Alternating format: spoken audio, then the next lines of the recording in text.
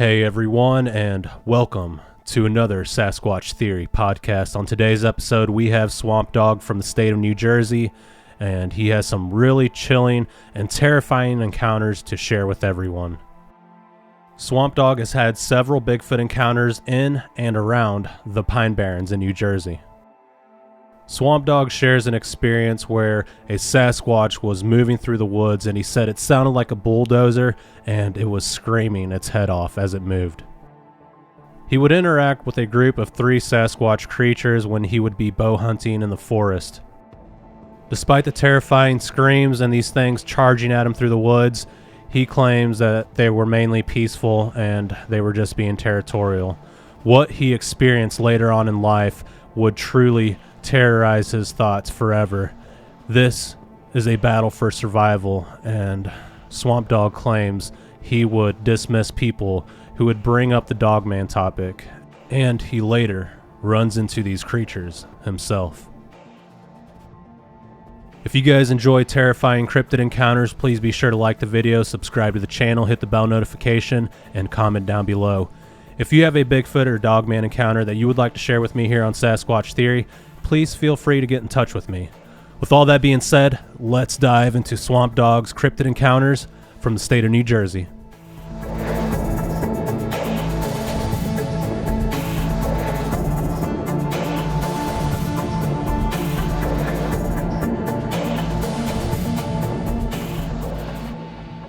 All right, Swampdog, welcome to Sasquatch Theory. How are you doing today?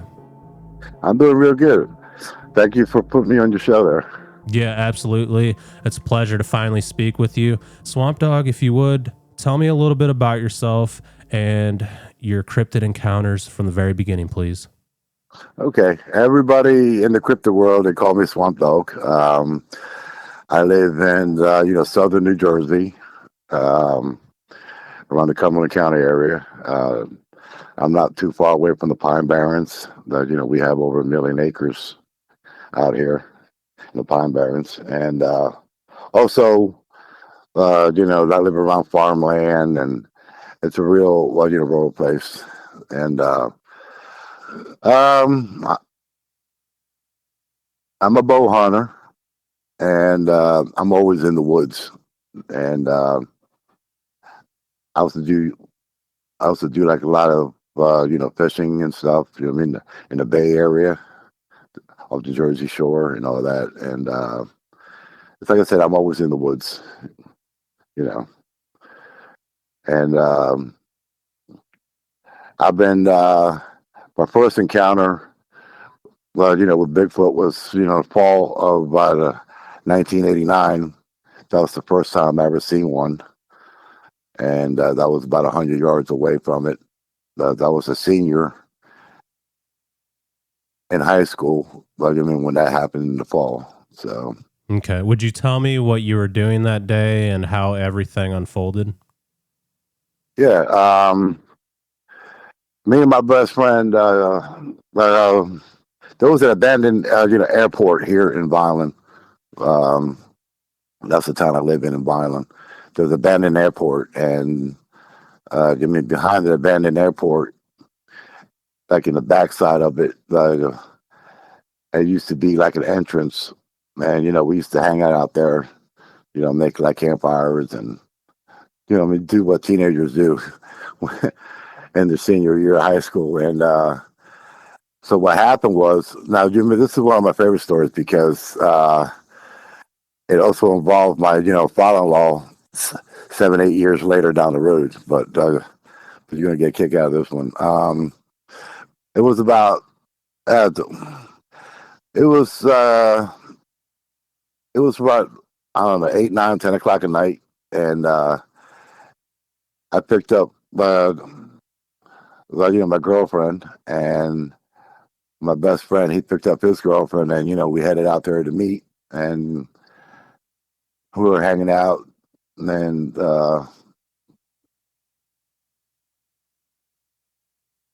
so about, I don't know, about a half hour, if I could remember the time right, in the half hour that we've been there, I looked up because I had a Pontiac Fiero, and then my friend of mine, he had a Camaro, and we always had to be careful because our dirt and our trails is like they call it like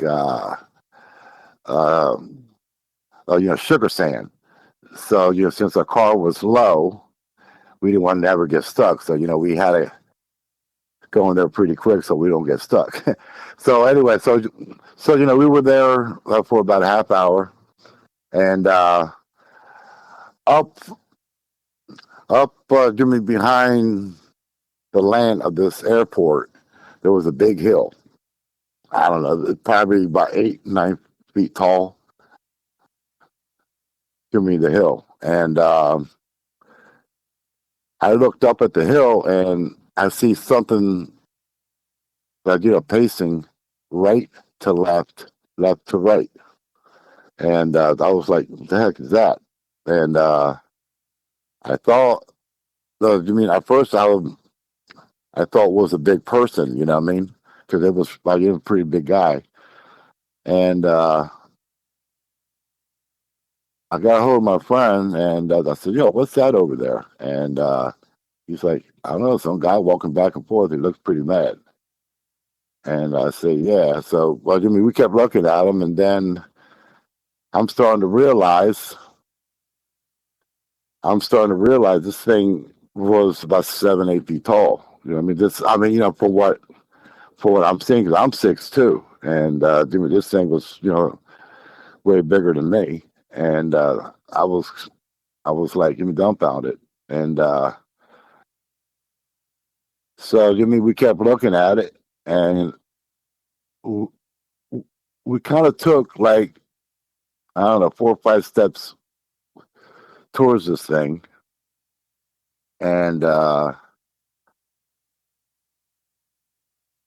that's when it stopped, and it looked at us and made some kind of noise, and then it started pacing back and forth, like right to left, left to right, and at first we thought was like somebody living out in the woods, but this thing was way too big to be a person. So so we're looking at this thing, and the girls, they just wanted to get into cars and leave, and we're just staring at this thing. And then, like, all of a sudden, as we're looking at this thing, on the right of us, there was like a little tree line, and we heard like a big branch, snap, and it sounded like a gunshot. Like a shotgun. And when we heard that, we jumped in our cars and we took off. Now, what happened was my buddy of mine, he got stuck. Well, not stuck, but well, he did get stuck, and I was behind him, and like I said, the sand is like it's like a sugary sand, and we're just panicking, trying to get out of there. I drove around him because if I didn't, I probably would have got stuck too. And then finally he got unstuck, and then we left there, and that's my first encounter. With a Bigfoot. That was I believe he was between 7.5 to 8 feet tall, and then we had the one that broke the branch behind us. That little tree line. We never seen him. All we did was hear him, and like I said, when he broke the branch, like it sounded like a shotgun went off. So that right there and then I kind of knew what it was, But fast forward, I say 7, 8 years. I had met my wife, and I guess her father, he was born and raised in Violent. Also, I didn't know this at the time, but when I went to go meet him, I went to go meet her parents. We were having coffee, and and then the bagels over the table and stuff. And see, 'cause I never told my wife this. She was my girlfriend at the time, but I never told my wife what had happened that fall of '89. So out of the blue, but she tells her dad. It said, "Dad, tell Swamp what happened to you when you were when you went camping back there. Around that area."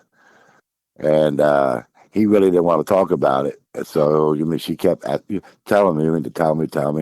So he said when he was a teenager, 14, 15 years old, I think it was. Him and his buddies used to go camping back there in the same area where I had my first encounter. And he said one night they made a campfire, and they were cooking hot dogs and stuff over the fire. And I guess he looked back up was in the tree line, and it was basically the same area where I seen my encounter. He said there was an 8-foot a creature. He said, and he never said it was Bigfoot. He said it was like an 8-foot a creature, and it was just standing there looking at him as they were around the campfire. And when they stood up to get a better look at this thing, I started walking down that hill, the one I'm telling you about. And as it was starting to come down that hill, that's when they ran away. So when he said that, and I asked him, "Is that the same place where where the airport used to be and all that stuff?" And he said, "Yeah, because that's where they used to go camping." And I didn't say nothing about my encounter. I was just dumbfounded, because this happened. I don't know. I'm guessing it was in the late 40s or early 50s. So whatever I saw, he saw you back in the day. So that's why I say that this is my favorite. My encounter. You know what I'm saying? So yeah. Yeah, that's incredible. It's amazing when you hear other people's encounters and you find out it's in the same area where you had your encounter at. Yeah, that kind of freaked me out a little bit because I never told anybody about this, and I guess my friend, he never said anything either. But that's what kind of woke me up. You know what I mean? To these things. To that encounter. What happened to me, because he's seen it. This was '89, and when I seen it in that area, and when he was talking about probably that, like I said, the late 40s or early 50s, that's when they had the encounter over there. And when they ran away, because this thing was coming down the hill, he told me they ran away. They left everything behind. The fire,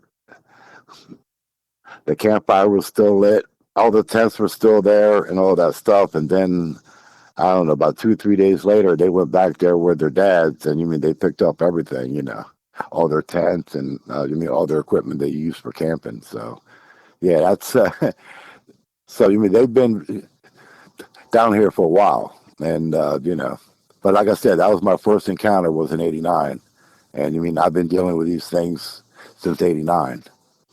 So yeah, that certainly validates that these things are living in the area. Swampdog, what else happened after that encounter? Oh, just I had a few things happen.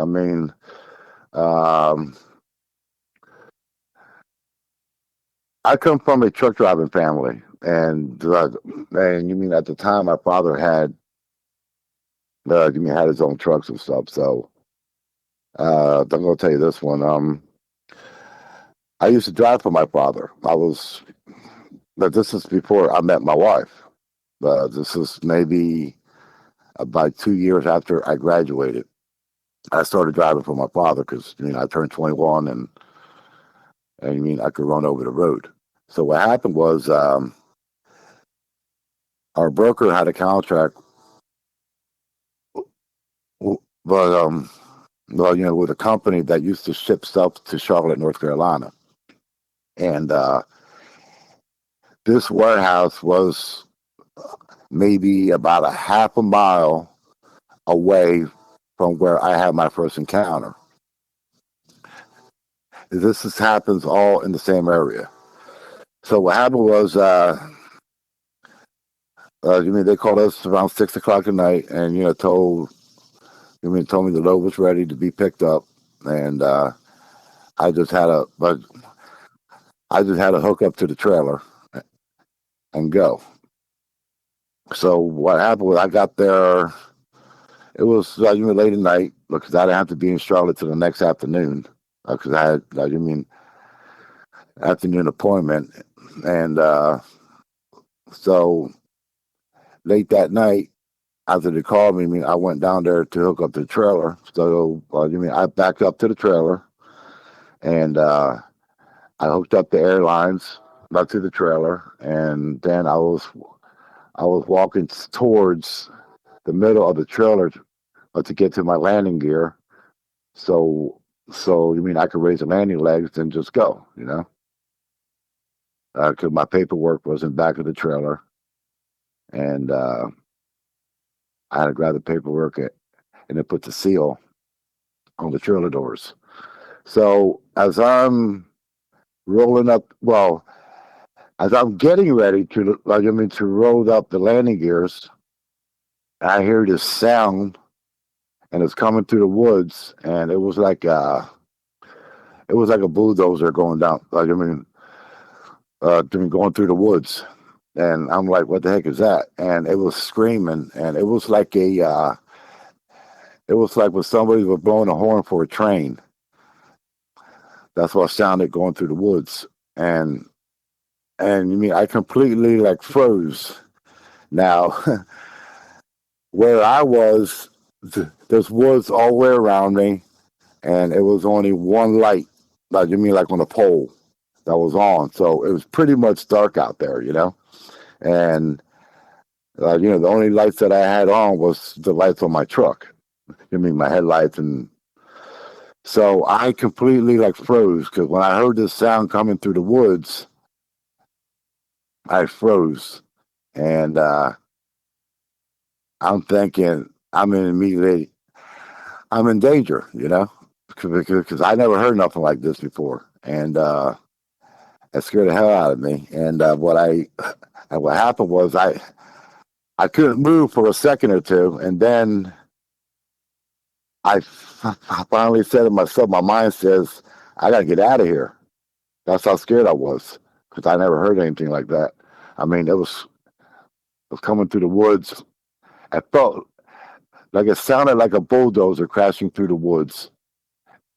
And like train horns going through the woods. Like it was a real big, loud, like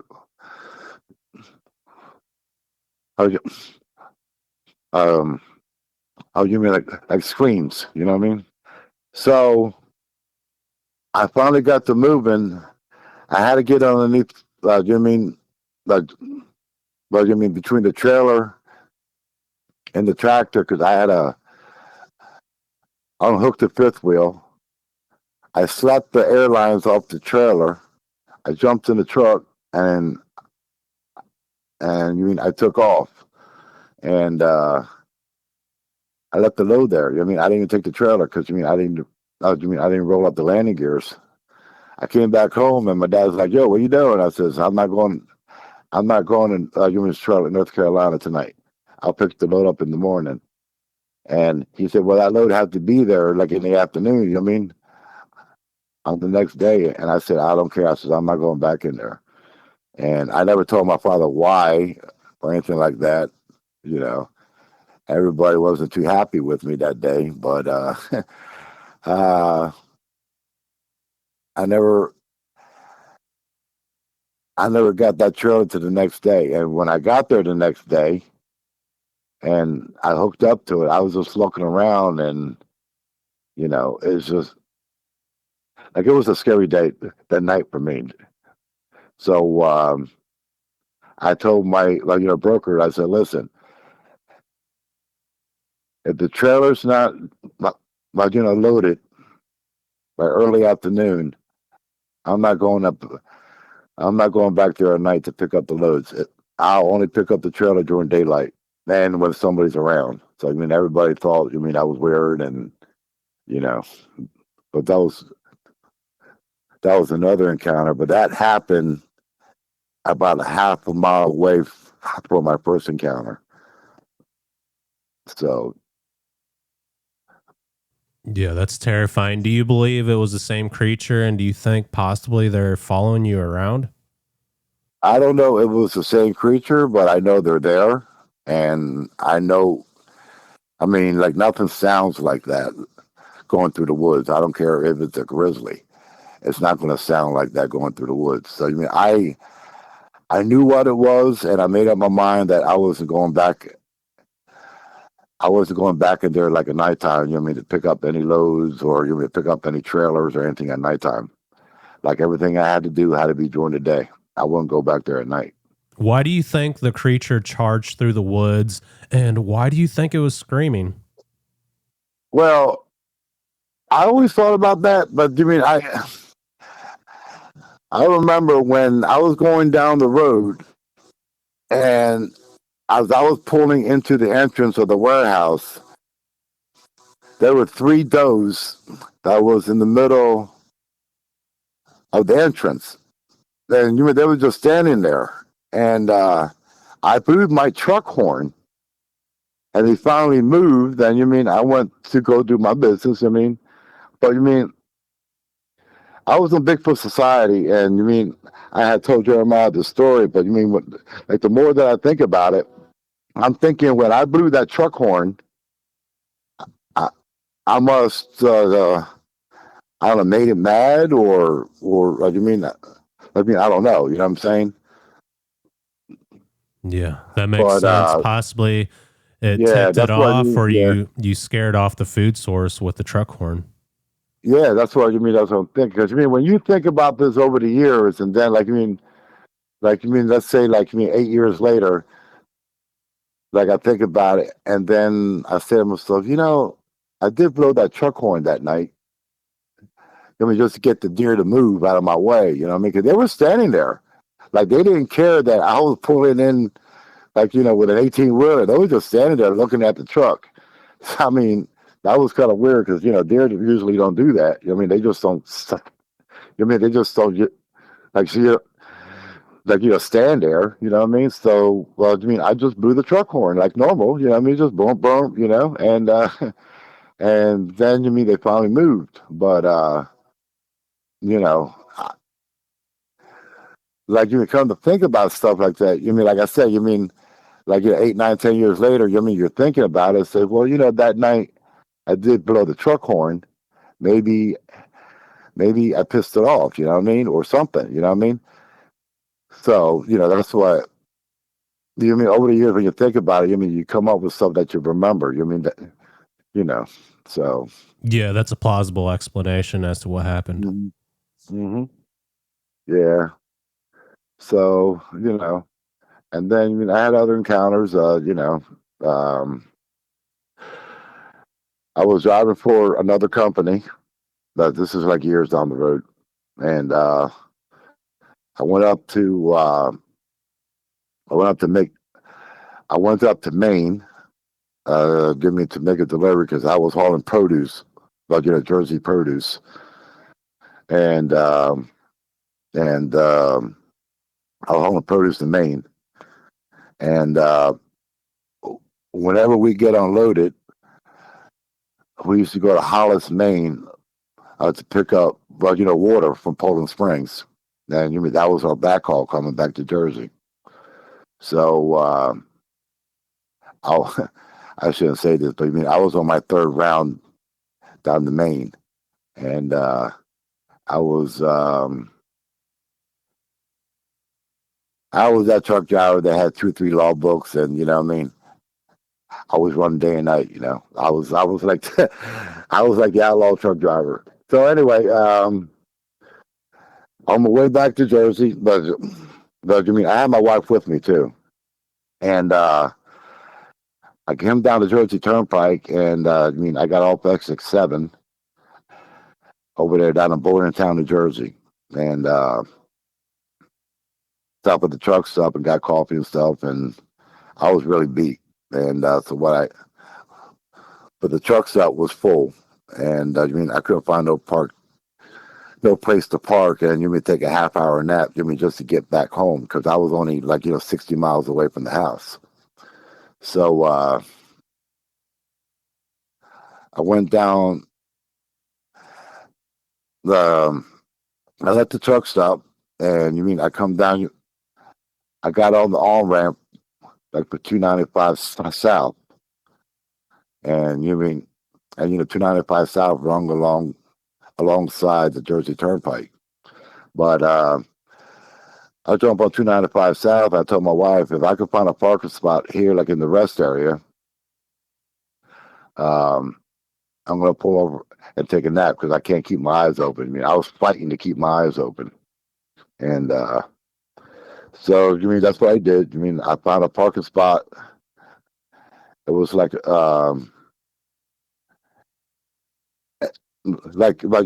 wasn't a parking spot, but it was I could park in this area, and I could be out of the way where people can go around me and stuff, and and then I exit the rest area. So I went back there, and me and my wife took a nap, and about a half hour later, my alarm went off, and I got up and said, all right, I'm going to go home. My eyes are okay, I guess. And I got up on the driver's seat, but I put my boots on and stuff, and I'm getting ready. I turned all my lights on. My headlights, my marker lights were already on, but I turned on my headlights and all that stuff, and I was getting ready to do my logbook. Because at the time, that's how drivers, they did their times. The driving times. On a logbook. So I'm doing my paperwork. Have my head down on my lap, and I'm doing my logbook, and then my wife, she's just getting out of the bed, and she's getting ready to put her shoes on. And what happened was, I popped my head up, and when I popped my head up, I saw something about 7 foot tall. I believe it was 7 foot tall, but it was just skinny, and it was running across the parking lot of the rest area, and it was running towards the highway, Route 295. And when I looked up, and I'm seeing this thing, and it was funny because I always said that it was running, but it was running smooth, like it was like on a skateboard or skates. When you run, your body goes up and down. You know what I'm saying? Like you're running like that. This thing was moving really, really fast, but it wasn't doing like a head bop. Like a person that's running. It seemed like it was like on a skateboard, or it was on roller skates. And when it ran in front of my truck, I seen it. It was like 20 yards away from my truck. I seen it running across in front of my truck, and it jumped into a ditch, and it disappeared. So my thing was, I think it was going to run across, the highway. about, right 295. So then I yelled at my wife. I said, yo, did you see that? And she's like, I didn't see anything. I put my shoes on. And I kind of got aggravated with her. I said, you never see anything. I said, you open your eyes. I said, you didn't see that running? And she said, no. She said, what was it? And I told her, it was a Bigfoot. And she said, you're crazy. I said, I'm telling you, it was a Bigfoot that ran across my truck.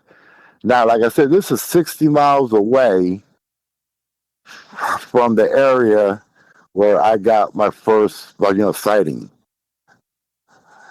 Well, like actually, like if you did the mileage, it's actually like 62, 63 miles away. Like from Bordentown to Violent. So then I was hyped up because I was dead dog tired, and now I'm wide awake like I slept like 20 hours. I was excited. I guess my adrenaline was pumping, and I had a spotlight, like those old police cars on the cab of my truck. And as I was driving by where I seen it jump into the ditch, I shined the light there, but I didn't see anything. So I don't know whether it ran across the highway or it ran alongside my truck in the woods and I didn't see it. You know what I mean? But yeah, that was like 62, 63 miles away from my from my hometown and from my first sighting. Can you describe any features on the creature and what it looked like? Yeah, this thing was real skinny. I always said it. It looked like it was like Mount Norris. Like the first, Bigfoot that I seen, this thing was, like I said, was 7.5, 8 feet tall, but it was big. Give me like a bodybuilder, because you can tell, by the outline of this, the shape of the body. But this thing here, it looked like it was Mount Norris. It was tall. 7.5 feet tall, but it wasn't big like a bodybuilder. Like it was really, really thin. And that's the only time I've seen one like that. You know what I mean? It was like, really thin. It wasn't like anything, where they say, 3-4 foot shoulder length or nothing like that. It was just, so I don't know if it was a juvenile or what, but like it was pretty tall though. So I don't know what you consider. Like a 7.5 foot tall creature that's a juvenile. Yeah. So, and that's interesting. You mentioned that it seemed like it was gliding across the road and it jumped into a ditch and disappeared. Mm-hmm. Yeah, because when you see somebody like jogging, like their head, like it pops up and down. You know what I mean? Like you're running. This thing was like you were gliding on the blacktop of the parking lot. Like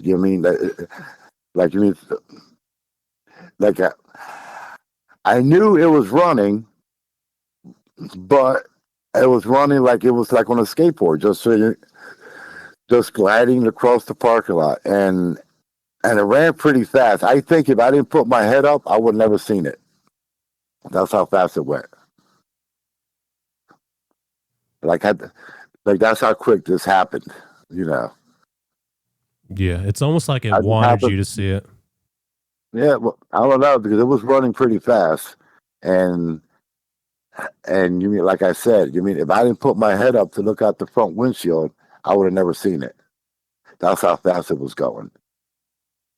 It's like it was like that split by a second. You know what I mean? So, but that was an hour away, 15 minutes away from my hometown. Where I had my other sightings. So yeah, that's terrifying. Yeah. What else unfolded after this? Okay, after that one, I was out there Pine Barrens again, because we do a lot of 4x4 stuff out in the Pine Barrens and stuff, and that's where I first got. That's when everybody started calling me Swampdog, because I was always in the swamps and and streams and stuff with my 4-wheel drives and stuff like that. So it was about 8 of us, and we went out there, and we went camping, and all day long we're running trails, and then I don't know, about 3 or 4 o'clock, we set up our campsite, and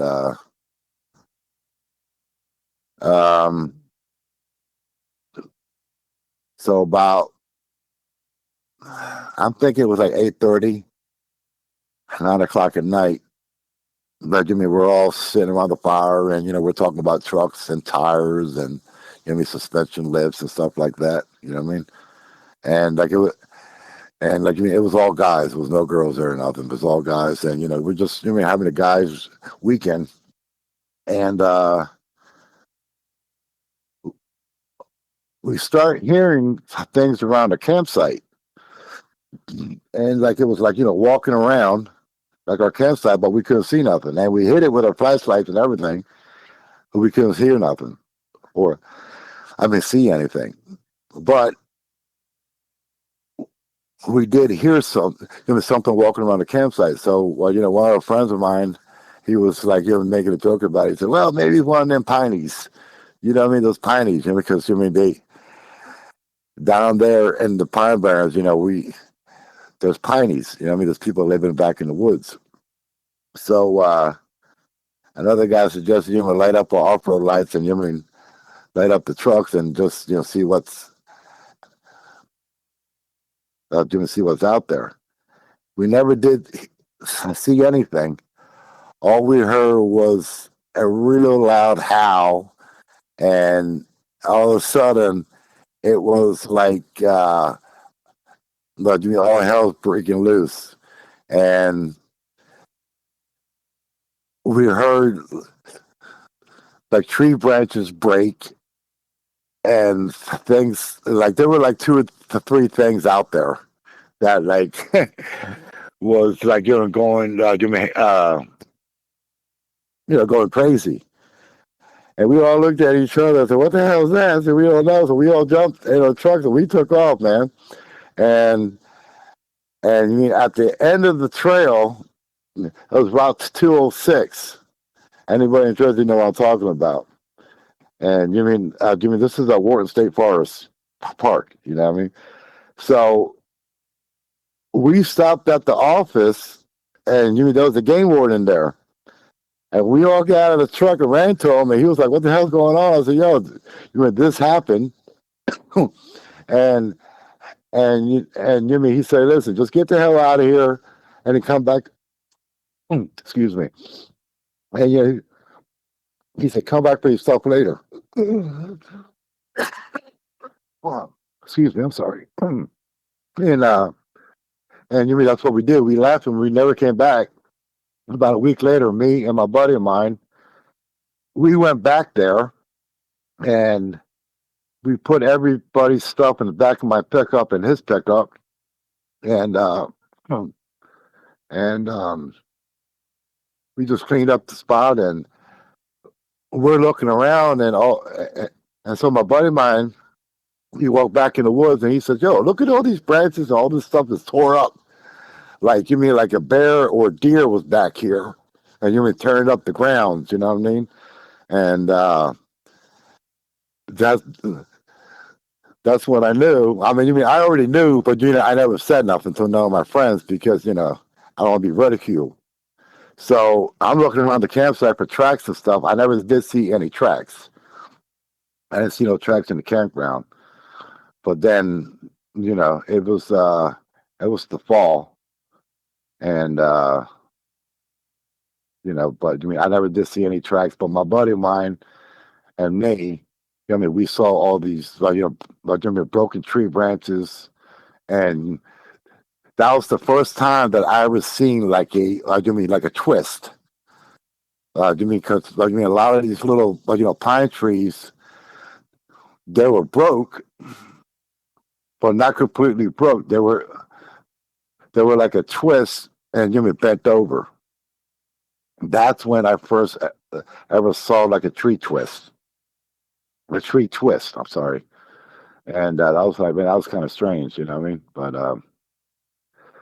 yeah, that happened. There was 8 of us, and man, you 8 of us, we heard that. Like it was like World War III back in the woods. Now we never did see anything back in there, but we heard everything, all the commotion and everything. So that was back in the Pine Barrens. That was above Hamilton Township, off of Route 206, a place called Wharton State Forest. That's part of the Pine Barrens. That's part of the 1 million acres back in there. Yeah, that's terrifying. Why do you think these creatures reacted that way? I think they didn't want us there. I think 'cause, our trucks were loud, and our trucks was loud, and obnoxious.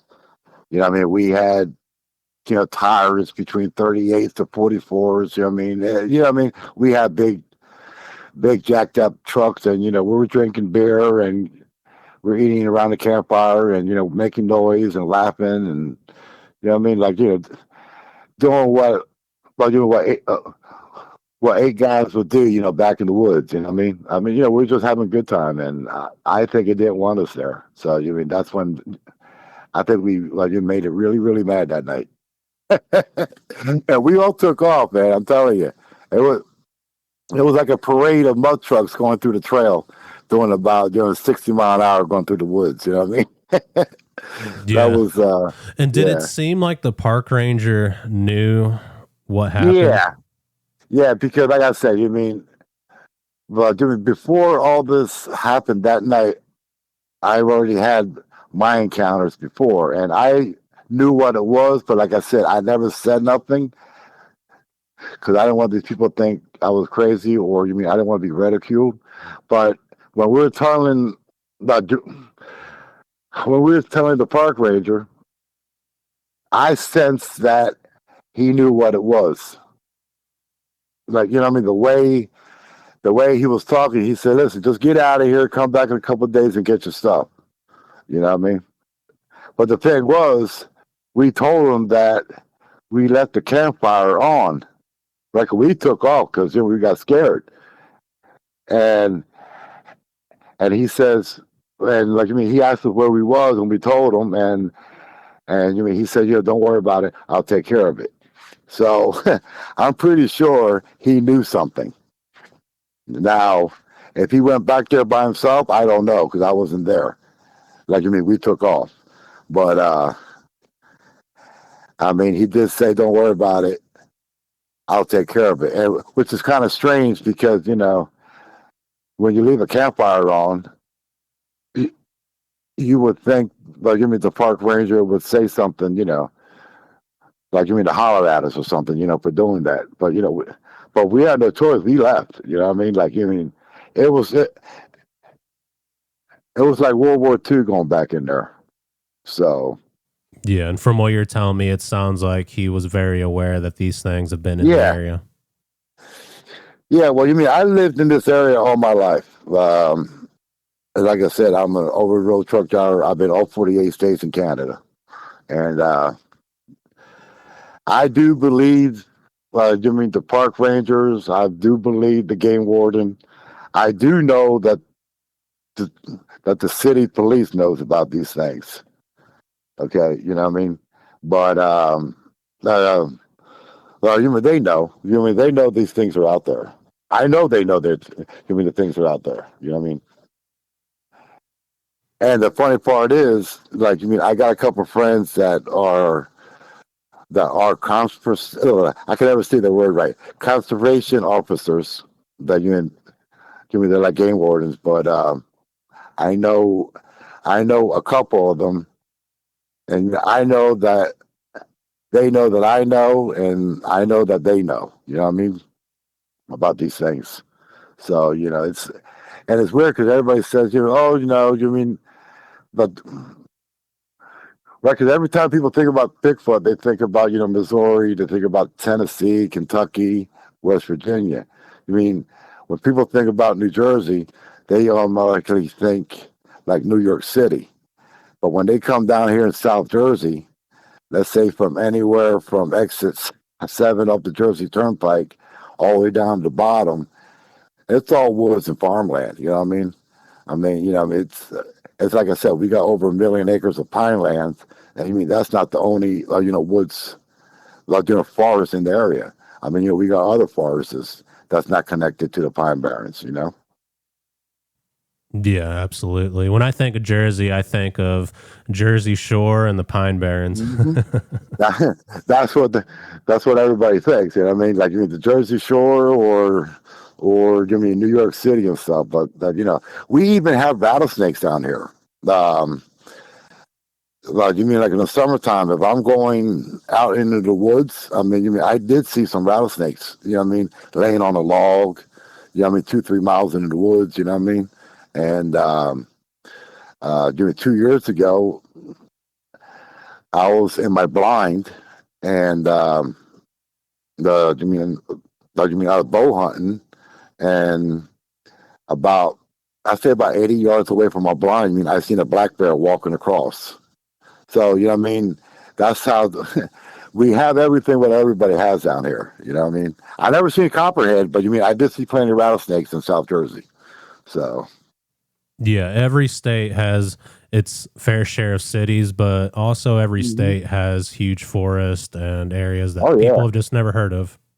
yeah, oh yeah. And it goes deep. I mean, there's times where I go hunting, I walk like 3, 4 miles to my hunt stand or I'll walk like 3 or 4 or 5 miles to my blind. That's how I can hike like forever and never get out of the woods out here in South Jersey. Yeah, it's pretty remote out there. And I'm Yeah. curious to hear what else unfolded. I feel like this is just the beginning. Oh yeah, there's a lot of I had a lot of encounters.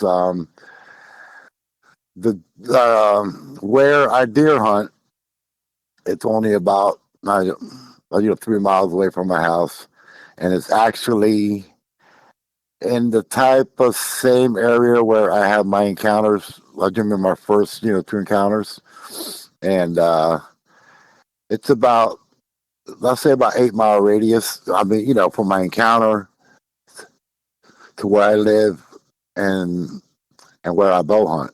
Now,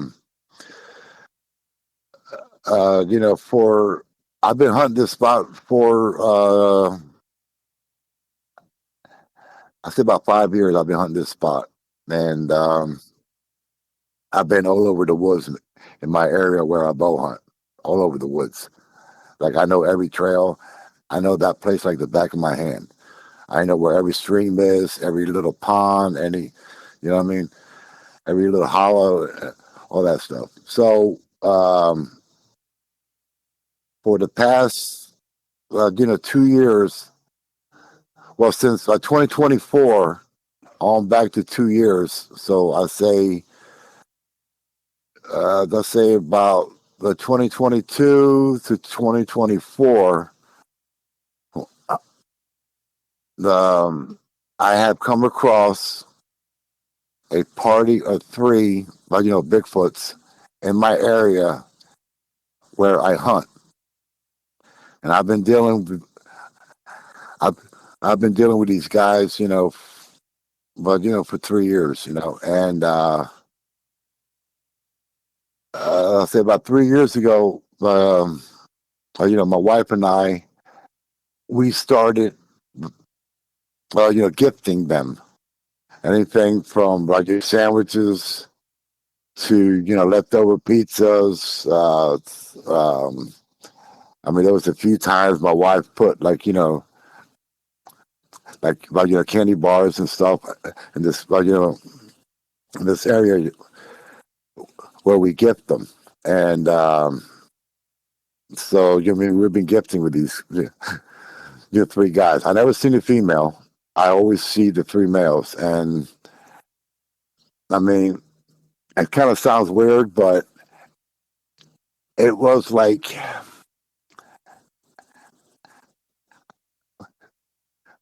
I don't know, like we had like a relationship with these guys. You know what I'm saying? And if I go like into the woods, let's say 4:30 in the morning, and I'm walking through the woods. Like I said, I gotta walk 3-4 miles, like to my blind, or to my tree stand, and it all depends where I want to like hunt that day. So I gotta walk 3-4 miles to wherever I hunt, and when I park my truck, and my truck it's all camouflaged. I don't know, like if you're my Facebook friend, but like you'll see my truck, and then like my truck is completely camoed.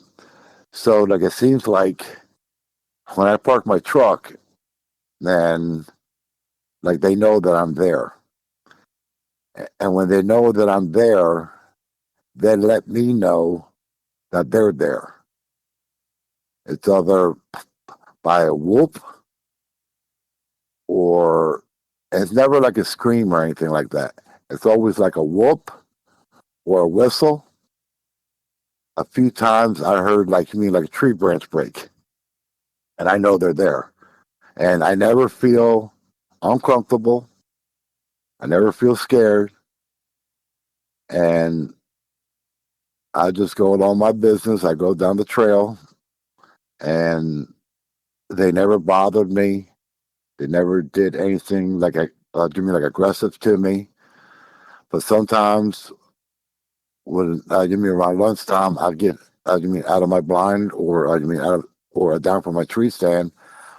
I'll walk the 3-4 miles back towards my truck, and a lot of times I might find rabbits on my hood. I had a whole bunch of sticks on my hood or on the back of my bed of my truck, and that started when we started like gifting them. We started the gifting, but then after a few times, they've been leaving stuff on my truck, and then that's how I know they're friendly. Because if they wasn't friendly, they could have just, like in a 3-4 mile hike, they could just snag me up, or I don't know, do something to my truck. You know what I mean? But they never did anything wrong to me, or like a lot of times my wife and I go walk back there, and it's like I said, they'll whoop at us, they'll whistle, or they'll do something, to let us know that they're there. And we feel comfortable with them. I never had a bad experience with these 3 guys. Now, like I said, I never seen a female. I'm not saying there's no females in there, but I never seen one. It's always these 3 males that I see. And I never see them up close. I always see them at a distance, or I'll see them peeking around a tree, or they'll be behind a big bush or shrub or something, and I can see like the top of their heads, maybe like, I don't know, like 30, 40, 50 yards away. And I know they're there, but I just keep walking. I don't stop. I don't whistle at them or say anything to them. I just keep walking, mind my own business, and I know they're watching. So, Yeah, that's really interesting. It sounds like they're living in the area, and I think it's fascinating that they would leave stuff on your truck. Why do you think they did that? I don't know. I always said, now, this is my opinion. I always said that these, Bigfoots, they're some kind of human. Give me their flesh and blood. And I always believe that if they look at you, I think they can feel that you have good intentions, or you're just there to like enjoy nature or something. You know what I mean? I know it sounds corny, but that's my opinion. That's how I feel about it. If they think that you are good people and you have good intentions, I don't think they will bother you. Now, if you go in there and you're disrespecting the forest, that's when I think they get upset. You know what I mean? That's my thinking. Yeah, absolutely. And what happened after these experiences with the three Bigfoot? No, we just I've been going in there and all the way up until the last week of August of 2024, I stopped going in the woods almost a year. I just recently, actually, last week was the first time that I went into the woods, by myself. And it was all because of that, Dogman encounter that I had on the last week of August of 2024. So, and then, all hell's broke loose with that.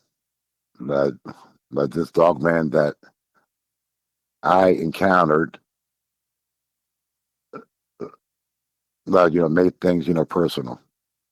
I mean, real personal. But what happened was that, I do a lot of, striper fishing out of the bay. Off the beach. And on that day, because I usually fish at night. That's when I believe everything happens. Everything eats at night. So I knew that the tide was going to be in around 1-ish, 1:30-ish in the morning. So I always fish for 3 hours, before the tide and 3 hours after the tide. That's how I do my striper fishing, or and so what happened was, I go to a place called Forest Q, New Jersey. Anybody in Jersey know where that is? And that's over there. That's down there by the Delaware Bay. So on the way there, this is all. It's like I said, it's all woods, and it's all farmland. On the way there, it's all back roads, and a few houses along the way, and a couple farms. But I always drive, like at nighttime, I always drive through there real slow. I drive 25 to 35 mile an hour tops, because all the deer. I mean, this place is loaded with deer. And, not only deer, but other critters like fox, coyotes, skunks, everything. So, because I had a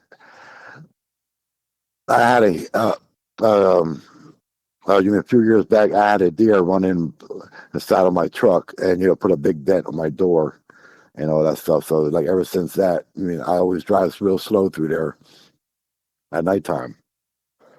So, I'm going down the road. I'm by myself. My wife usually goes fishing with me, and but this time she stayed home, and so I said, I went. You know what I mean? So I'm going down these back roads. I stop in Millville, Millville, New Jersey, and I stop at a store called Wawa. I don't know you heard of it, but it's a popular deli store, gas station / and I went and got my coffee, I got my snacks, I got all the thing I need to, to be out there. Because when I fish 6, 7, 8 hours at a time straight. You know what I mean? So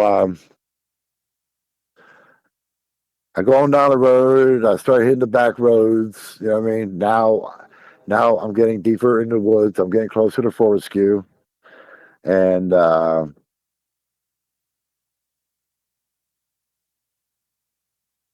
there's a little cemetery there that's around the bend, and it's just before when you get into Forest Q.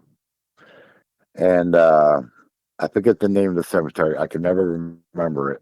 But Darryl Denton been there with me. I don't know. Darryl Denton? No, I don't. Oh, okay. he's a big, Bigfoot, researcher, and he works a lot with, like, with Ron Moorhead and all that. You know what I mean? I don't know. So, well, anyway, I'm going around this bend. I'm doing 25 mile an hour. As I'm coming around this bend, I see something climbing over this metal fence that surrounds the cemetery. And like I said, it's not a big cemetery. It's a small one, but it's old. So as it's climbing over the fence, I'm thinking, what the hell is that? Right? Now let me back up a little bit. I always believed there was Bigfoot because I have my encounters and I've seen them, but I never did believe like in Dogman. Never. Every time I heard a podcast with Dogman, I used to snicker, laugh. You know what I mean? I said, "There's no such thing as a Dogman. That's not true." Okay, so let's go back. So as it was climbing over the fence, I'm looking at it, and I stopped in the middle of the road. And I'm looking at it, and I says, like, to me, me being a truck driver and running out west, Montana, Idaho, and all that stuff, I know what a grizzly bear looks like. Now, to me, this thing looked like a grizzly bear. And I'm thinking, well, he ain't got no grizzly bears in Jersey. We got black bear, but we ain't got no grizzly bear. And I'm looking at this thing as it's crossing the road, like in front of my pickup truck. So I hit my off-road lights on, and it went to the next property after, like, it crossed the road and entered the other property. As I entered the property, now I drive towards it, and I'm facing it. And I'm thinking, what the hell is that? I said, I know that ain't a grizzly bear. Then it stood up on two legs. Now, when it stood up on two legs, that's when my world stopped right there and then. Right? And I was so scared that my body froze. I couldn't move my arms. I couldn't move my legs. I couldn't move anything. I was dumbfounded. I was shocked. I was scared. I didn't know what the heck this was. And then I realized what it was. And I'm saying in my mind, this can't be it. These things ain't real. And it's right there, 20 yards in front of my truck, real as can be, looking right at me. Because when it stood up, it turned and it looked at me. And at that moment, I couldn't move my body. I was froze. And it was like I was telling, Daniel the other day, I don't know whether it hit me with something or what, you know what I mean? But I couldn't move my body. And I was in a lot of fear. And it looked at me. And I can remember that it took one step towards my truck. And when it took one step towards my truck, there was another big loud howl on my left of me in the tree lines. And when that thing howled, the creature in front of me took a look over there, took a look at me, and ran towards the howl into the tree line. And then, like, it disappeared. And I couldn't move. And then after it left, that's when I was able to move. I could move my arms, I could move my legs, and I got out of there. And I started headed to the bay. And I sat there for a while, and I just couldn't. I was in disbelief. I was shocked. I couldn't believe what I saw. And because like I said, all this time, I'm saying there was no such thing as a dog man, and there it was, right in front of me, 20 yards away from me. And I had my off-road lights on my truck, and I had this thing hit like a baseball field. You know what I mean? Like, I see it clear as day. And also mysteries unknown. And I was telling Joshua that this thing was about 8 foot tall, and the head of it was like a hyena head. Now, I mean, I heard people say that, like, it had like a German Shepherd head, or it had like a husky head, or like a Doberman head. But what I saw, the head looked like a husky. I mean, not a husky, hyena. And like, well, I mean, it was about 8 foot tall. And what I remember, this thing had amber eyes. The eyes were yellow. And I mean, I always said too that, like, you mean, every time somebody says something about these things, they always talk about, like, you mean, it had like dog legs. Well, this thing didn't have dog legs. This thing had legs like humans, like, my legs or your legs. And I mean, I know that for a fact. Is that, you mean, I saw the legs. Now, that grass was high. I'll say about a foot, I don't know, maybe 15 inches high, the grass was. So I didn't see the feet. But I know the legs were like human legs. Like, it wasn't bent backwards. But you mean like a dog. And you mean, I always said that to everybody that like, I talked to you about this your creature. But and the hands, I got big hands. I'm 6'2". You mean, I weigh about 230, but you mean I got big hands. But this thing's hands, I remember it because I seen it like clearly. Its hands was like twice the size of mine. And you know what I mean? But you mean, that really freaked me out. Like I said, I always said there was no such thing until that night. That night, like, it made me a believer. And it's like I told everybody, that thing took one step towards my truck. And like I said, I couldn't move any parts of my body. Like, I was froze. And, you know, I don't know if I was hit with infants. Do you mean, what do you call that? Infrastructure, or do you mean when they hit you? Yeah, infrasound, yeah. But I always believe, and I always said it, and I mean, I tell everybody this: if it wasn't for that howl and it running towards that howl, this thing would have snagged me out of my truck, and they would have probably found my truck, but they probably would have never found me ever again. That night, I knew I was going to die. I had that feeling. I knew deep down inside I was going to die that night. But, you know, because the other creature made a howl, it ran, it looked over there, and it looked at me, and it ran back towards the howl. I think that was the only thing that saved me. Because I'm telling you, I couldn't move my body. I couldn't move any parts of my body, arms, legs, anything. Yeah, that's terrifying. Yeah, Was this that was creature? scary. Now, you mean, like I said, I've messed with Bigfoots and stuff since '89. Never had a problem. This thing, I had a problem. I couldn't.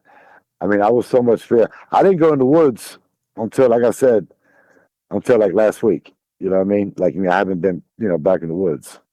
You know, I wouldn't even dare walk 1 mile into the woods after that encounter. Yeah. And I didn't even hunt. And I didn't fish for the 2024,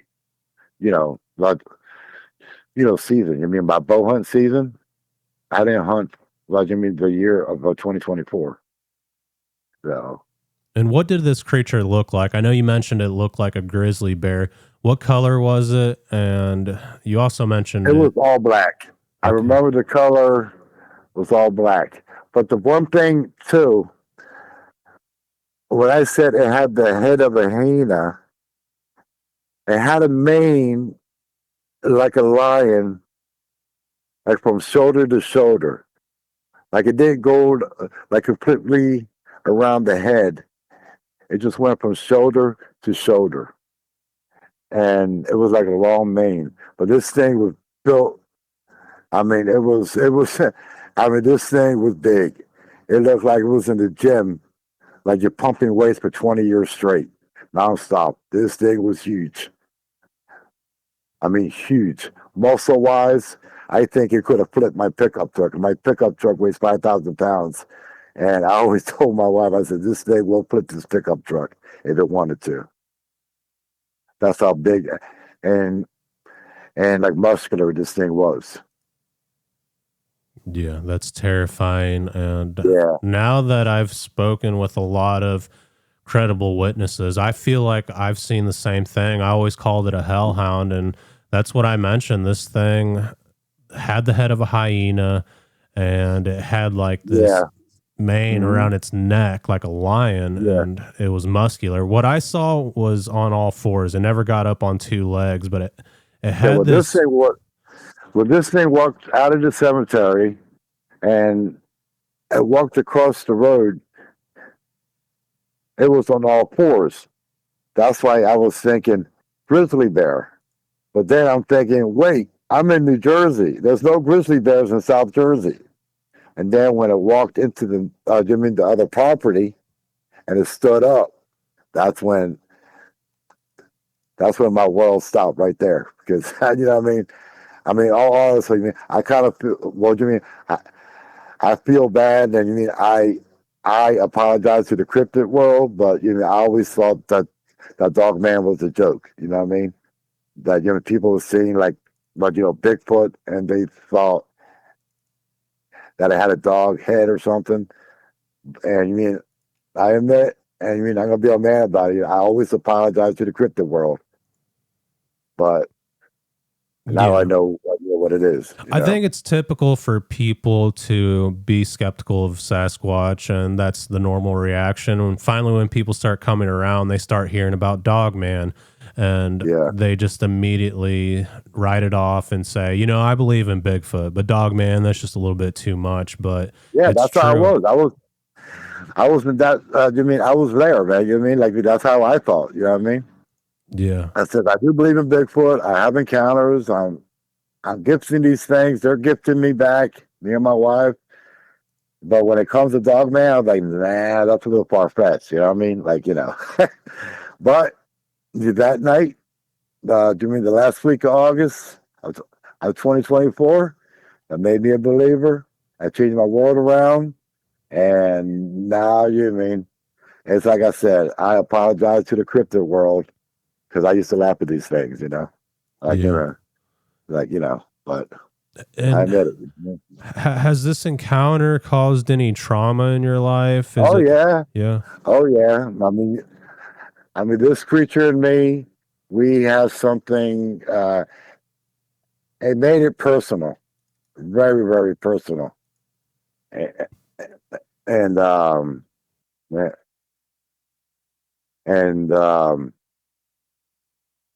gonna tell you about that. I talked to Joshua from Mystery Unknown, and I talked to Daryl Denton. Me and Daryl Denton, we researched this area because we're looking for this thing. But I'm actually really, really looking for it, and I'll tell you why. After that first encounter that I had, I went back there a couple weeks or a couple months later. I went back there. Like, not to go fishing, not to walk through the woods. I just wanted to drive, through there. And then the second time I seen this thing, it was the second time. It was on the side of the road. It was on the dirt road, but where the dirt road connects to the blacktop. As I'm driving down this road, like I said, I don't go no faster than 35 miles an hour. But I was driving slow because I wanted to see it again. I mean, even though that was the most scariest day of my life, but I wanted to see it again, or to see if I could see it again. And I did see it. And it was standing there, watched me drive up. I drove by it. It was like 4 feet away from our passenger door as I'm driving by it. I made a U-turn. I came back. It was still standing there looking at me, and I just took off like a bat out of hell, So I was on Mysteries Unknown. I'm telling my story to Joshua and to Daniel. And after the podcast, I got a phone call from Darrell Denton. Now, I never met Darrell Denton, and he must have got a hold of Josh and got my number, and he wanted to talk to me about this creature. And he's from Tennessee, but he lives in New Jersey now, him and his wife. Well, anyway, he wanted me to meet him there at night. And I said, I'm not going back there at night. I said, you do what you want, but I said, I'll go during the day, but I'm not going there at night. I said, I've seen this thing 2 times and I know it's there. I said, no, I'm not messing with it. You know what I mean? And he was like, all right, I understand. He said, how about during the day? Will you meet me there like in morning hours? And I said, yeah. So me and my wife met him there, and I gave him the ordinance. You know what I mean?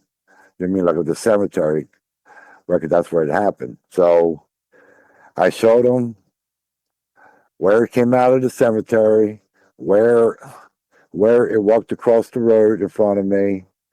I showed him the property where like it stood up, and told him my encounters, just like I'm telling you. And he said that he was there the day before with his wife, and he was walking in the woods that surrounds this little cemetery. And for what he told me was, he said that there's something here because on the trees, I believe he said, like on the trees about 8 foot up, that he's seen claw marks where something was clawing these trees up all the way down all the way down the line, you know what I mean? Like, you mean, and he showed me a couple of trees because I walked back in there with him, and I actually seen the claw marks on the trees, you know what I mean? And then, we walked around the cemetery, and he actually pointed out where he thinks this thing is coming in and out of the cemetery. You know, coming out of the woods in and out. Because there's like trails coming through there. You mean like game trails. And it comes up to the fence, and he he believes this is where this creature's coming in and out of the woods. I mean, as it's going to the cemetery. You know what I mean? Like it's just moving, So I went my way, and he went his way, and we stayed in touch, texting. He's telling me, so then again, he asked me again. He said, "Yo, you want to go out there at nighttime?" I said, "Nope, I'm not going back out there at night." I said, "I'm not doing it." So then he said, "Okay." So he ended up going there the first night, by himself. He stayed there a couple hours, and he calls me and he says he didn't see anything. I said, all right. So then I told him, I said, there's a dirt road back there where I seen it the second time. It's like behind the cemetery. Maybe if you sit back over there, like on that dirt road, you might see something. So I guess the following week he went back there, and he was there like a few hours. Now he called me and he said, I don't see anything, but I hear howls in the distance. But he said he don't hear nothing. The only thing he does is he hears howls like in the distance, back behind the cemetery, back in the woods back there. And he said they are like a distance away from me, but I can hear them loud and clear, I said, okay. So then he said, listen, I'm going to Tennessee. I'll be back like in a week or two. And when I get back, I'll call you and I'll let you know. I'll let you know that I'm back, so we can go back to the area and walk around and see what we can see. I said, all right, no problem. I said, just let me know. So my wife she had a great idea that she wanted to go back there. And I think I think it was the day before Daryl was headed back to Jersey, I think. Well, anyway, my wife decides, let's go back there and see what we can see. And I said, no way. I said, I'm not going back there at night. I said, I'm not doing it. So she kept on, kept on, kept on, kept on. So, finally I said, all right, let's go. So, what do you mean? I packed a truck with the stuff I needed. And she got a camera and stuff because she wanted to take a picture of this thing like if it came out, which I thought was a bad idea. And it was a bad idea. I should have just stayed home and never listened to her. Well, anyway, again, we stopped at the Wawa, got our, the coffees, because I have a thermos, and I always, fill it up at the Wawa with coffee. And we got our snacks and stuff, and we went down to the area. I turned down this dirt road, and I drove down the walls, and I never turned the truck around. I parked on the right side of the road up against the tree line. So my wife didn't want to sit in the passenger seat. My truck don't have air conditioning. So my wife didn't want to sit on the passenger side. It was too close to the tree line for her. And she was like, a little scared. And I said, all right, you sit on the driver's seat. I'll sit in the passenger seat. You know what I mean? And see what happens. So we were there about 4.5, 5 hours we were there. Didn't see anything. Didn't hear anything. I didn't see a fox. I didn't see a coyote. I didn't see a bird. I didn't see anything. And we didn't hear anything. Now that right there was my biggest mistake, because I consider myself a woodsman. And I should have known when the woods are quiet, there's something predator around. I should have known that. But I wasn't thinking that way. You know what I mean? That was my biggest mistake. I didn't listen to Mother Nature. It was quiet. So after we were there, I don't know, 5 hours, I guess, my wife, decided that, I gotta go pee. So I said, listen, we're 20 minutes away from any store. I said, if you gotta go that bad, I said, go behind my truck. There's nobody around. It's dark. The lights are out. You know what I mean? So she did. So, she got out of the driver's side and she walked towards the back of my truck. And then she went on the passenger side of the truck, between the tire and my back bumper up against the tree line. So I'm in the passenger seat. I'm on the phone. Windows are down. Like I said, I didn't hear anything. You know what I mean? The only thing I heard was my wife and on the back side of the truck, doing her business. So I say by the time she got out of the driver's seat into the back of the truck and she started doing her business, it was like 2 minutes, like that, right? Because she had to go. And all of a sudden, I hear her screaming like all hell get out. Like I never heard my wife scream like this before. I mean, she was screaming loud, screaming and yelling. I jumped out. I jumped out the passenger side, opened the door. I jumped out. As I jumped out, I picked up my 44 that was on my center console. I looked up, And I seen this dog man had my wife by the arm, and he was dragging her down the dirt road. And I shot it 4 times in the back. The first 2 shots, like this thing didn't even flinch or anything. The third shot, that's when I seen it flinch. And when I shot him on the 4th time, I shot him just underneath the neckline, under the head. And that's when he let my wife go.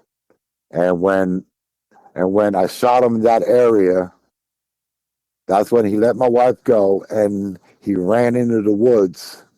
And I always said it sounded like a freight train going through the woods. I mean the way that like it hollered, and the way that it was going through the woods and breaking branches or trees or whatever it was breaking, that's what it sounded like. So I hurried up, grabbed my wife, wasn't paying attention to the creature because I wanted to get my wife up in the truck. I shut the door, I jumped in the driver's side, and I took off. And what I always said, like to Darryl and to Joshua and Daniel, when I shot this thing 4 times, all 4 shots hit him, but I never seen blood. I didn't see a drop of blood. You know how when you shoot a deer or you shoot a bear or something like that, you'll see blood coming out, like, you know what I mean? That, you know what I'm saying? I never seen none of that. I never seen a drop of blood come out this creature. And I hit it 4 times. It was like bump, bump, bump, bump. You know what I mean? Like you mean every shot. I could actually hear the bullet penetrate this thing. But I never seen blood. As I turned around, I looked on the ground, and I looked towards where this thing was going in. Now, I didn't stop and look. As I turned around, I kept going, but I'm looking. I didn't see a drop on the ground. I didn't see a drop of blood anywhere. So then I thought that my wife's arm was broke. And because her arm was black and blue, like from her shoulder down to her elbow. Her arm was black and blue. That's where this creature grabbed my wife. So I took her to the hospital, and when you go to the hospital, what you going to tell the doctors and the nurses? That a dog man grabbed my wife, and done this? They're going to think that we were drinking or we were on drugs, or So the doctor's looking at her arm, he's looking at me, and I don't know if he's thinking that I beat my wife or something. That's the feeling that I got from him. But they did X-rays of my wife, and she didn't have a broken arm, but she was all bruised up, black and blue, and she was sore for about a month. But as they were doing the X-rays on my wife, I was sitting in the waiting room, and I'm thinking about how everything happened. And then I got angry. Then I got real angry. And then I'm thinking to myself, I'm going to kill this thing. I said, this thing trying to hurt my wife or do whatever. But now I was in a mentality where, it's on. I'm coming after this thing, and I'm going to kill it. Now, I don't know if I killed it or not. Darryl Denton said I might have, but the way it was running into the woods, I don't think I did. You know what I'm saying? Because when it was running, it was running fast. It didn't slow down for nothing. So, you know what I mean? After that, I don't know what happened, but that's what happened. You know what I mean? So, but this thing made it really, really personal with me. And, the more I think about it, the more I talk about it, it's like the more angry I get. So I'm going to be honest with you. It's just like I was telling Daniel on the live show the other night. I says, people might get upset with me, or think that I'm a bad person, But what they don't understand is this thing tried to hurt my wife. Nobody hurts my wife. So if I go back there often and I'm looking, if I see it, just see, like, every time I think about like what happened, I always say to myself, I never should have shot it in the back, and all 4 bullets I should have shot it like in the back of the head. That was my biggest mistake. Other than not paying attention to my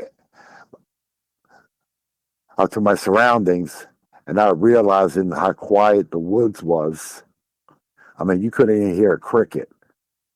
So, that right there, I should have known. But that was one of my biggest mistakes I make. And like I said, I consider myself a woodsman, and I should have known. And then my other second mistake was I should have never shot it in the back. It should have been all headshots. But my wife, she's still having problems with this. She wakes up in the middle of the night screaming or crying, and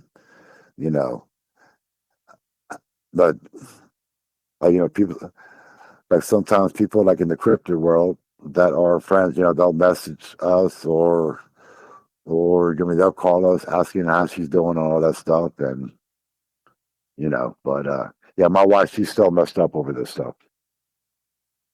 Yeah, I'm really sorry to hear that happened to you guys. And that's a terrifying situation to know that this creature has your wife and that you have to shoot at it knowing that your wife's in close proximity to the creature. And it just really makes you wonder if these things have something against you. I was 5 foot away from it. Oh, wow. I was 5 foot away from it when I shot it with a 44. Wow. Now, you mean a 44 would drop a grizzly? This thing didn't even, like, the first 2 bullets didn't even flinch. It started flinching like after the 3rd, and then after the 4th shot, that's when it dropped my wife and ran back into the woods. Yeah. Yeah, that's so now, me and Darryl, we're supposed to be going back in there. I've been back there. I'm going to be honest with you. I've been back there because I'm after this thing. And I'm not trying to sound like a Superman. I'm not trying to sound like a badass. But when it hurt my wife, it made it personal. Yeah. And I never felt like this about no animal. I bear hunt, I deer hunt, I shot coyotes, you know what I mean? But this thing made it personal. Why do you think it grabbed your wife? Well, everybody asks me that question. I believe this thing knows my truck. I got a camo truck front to back. My truck's camoed. I believe this thing knows me by me seeing it. In my heart, I think this thing wanted to mess with me. Kind of like being a bully. And I think, because I asked my wife, I said, when you were peeing, like, you didn't hear or see anything like coming at you? And she said, no. Like, she was peeing, like on a sitting position. And the next thing you know, this thing grabbed her by the arm, jerked her, and started dragging her down the road. Like, she didn't even hear and she didn't even see this thing coming. Damn, that's terrifying. And I don't blame you for shooting at the creature. I would have done the same thing. And I feel like a headshot would have definitely been better. But there was a Dogman encounter. See, like, at the time when this was happening, I wasn't thinking. I was just toying and pulling the trigger. You know what I mean? Right. But that was my second mistake, because I believe that if I would have shot it behind the head like 4 times, we would have had something. You know what I mean?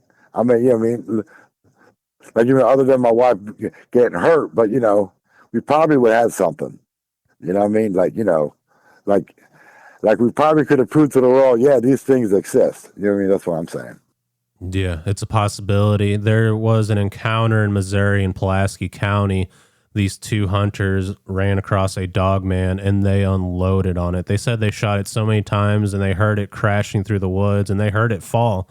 But when they Right. pursued the creature after they shot at it because they were sure it was dead, they said they Right. didn't find any blood, they didn't find the creature, and they just can't believe that they didn't find anything after shooting it so many times, and they heard it fall several times. And they didn't see no blood like anywhere. No. And there's See, this is what I'm starting to think. Like, you mean, when I just heard this right now with no blood, I mean, with these two, I mean, are these things even flesh and blood? I don't know. I mean, Dude, I saw this thing it was 5 feet away from me, 4 times with a 44, and not a drop of blood. yeah. No, I don't know. I often wonder the what I'm same saying? thing. Like, I mean, now I'm starting to think, is this thing even flesh and blood, or what the hell is this thing? I mean, Yeah. The Native Americans say that they're both. They're physical creatures and supernatural. So the supernatural part really intrigues me. We know they're out there. They're definitely physically out there, but there's something else to it.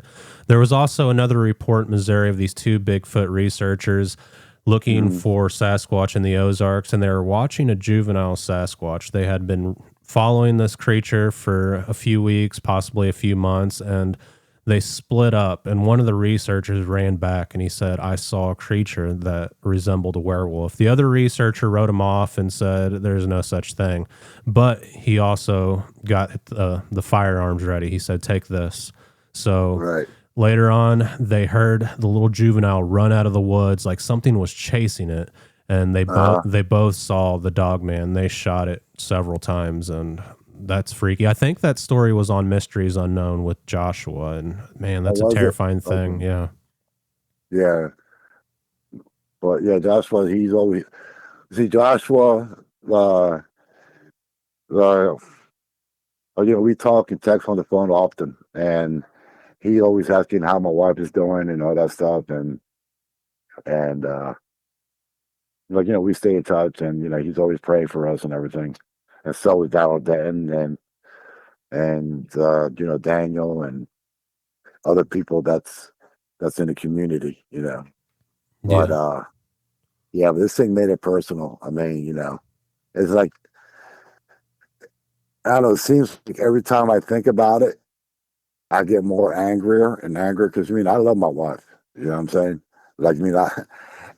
Like if I have to jump in the ocean after a great white to save my wife, I would do it. That's how much I love my wife. You know what I'm saying? And like this thing just made it personal.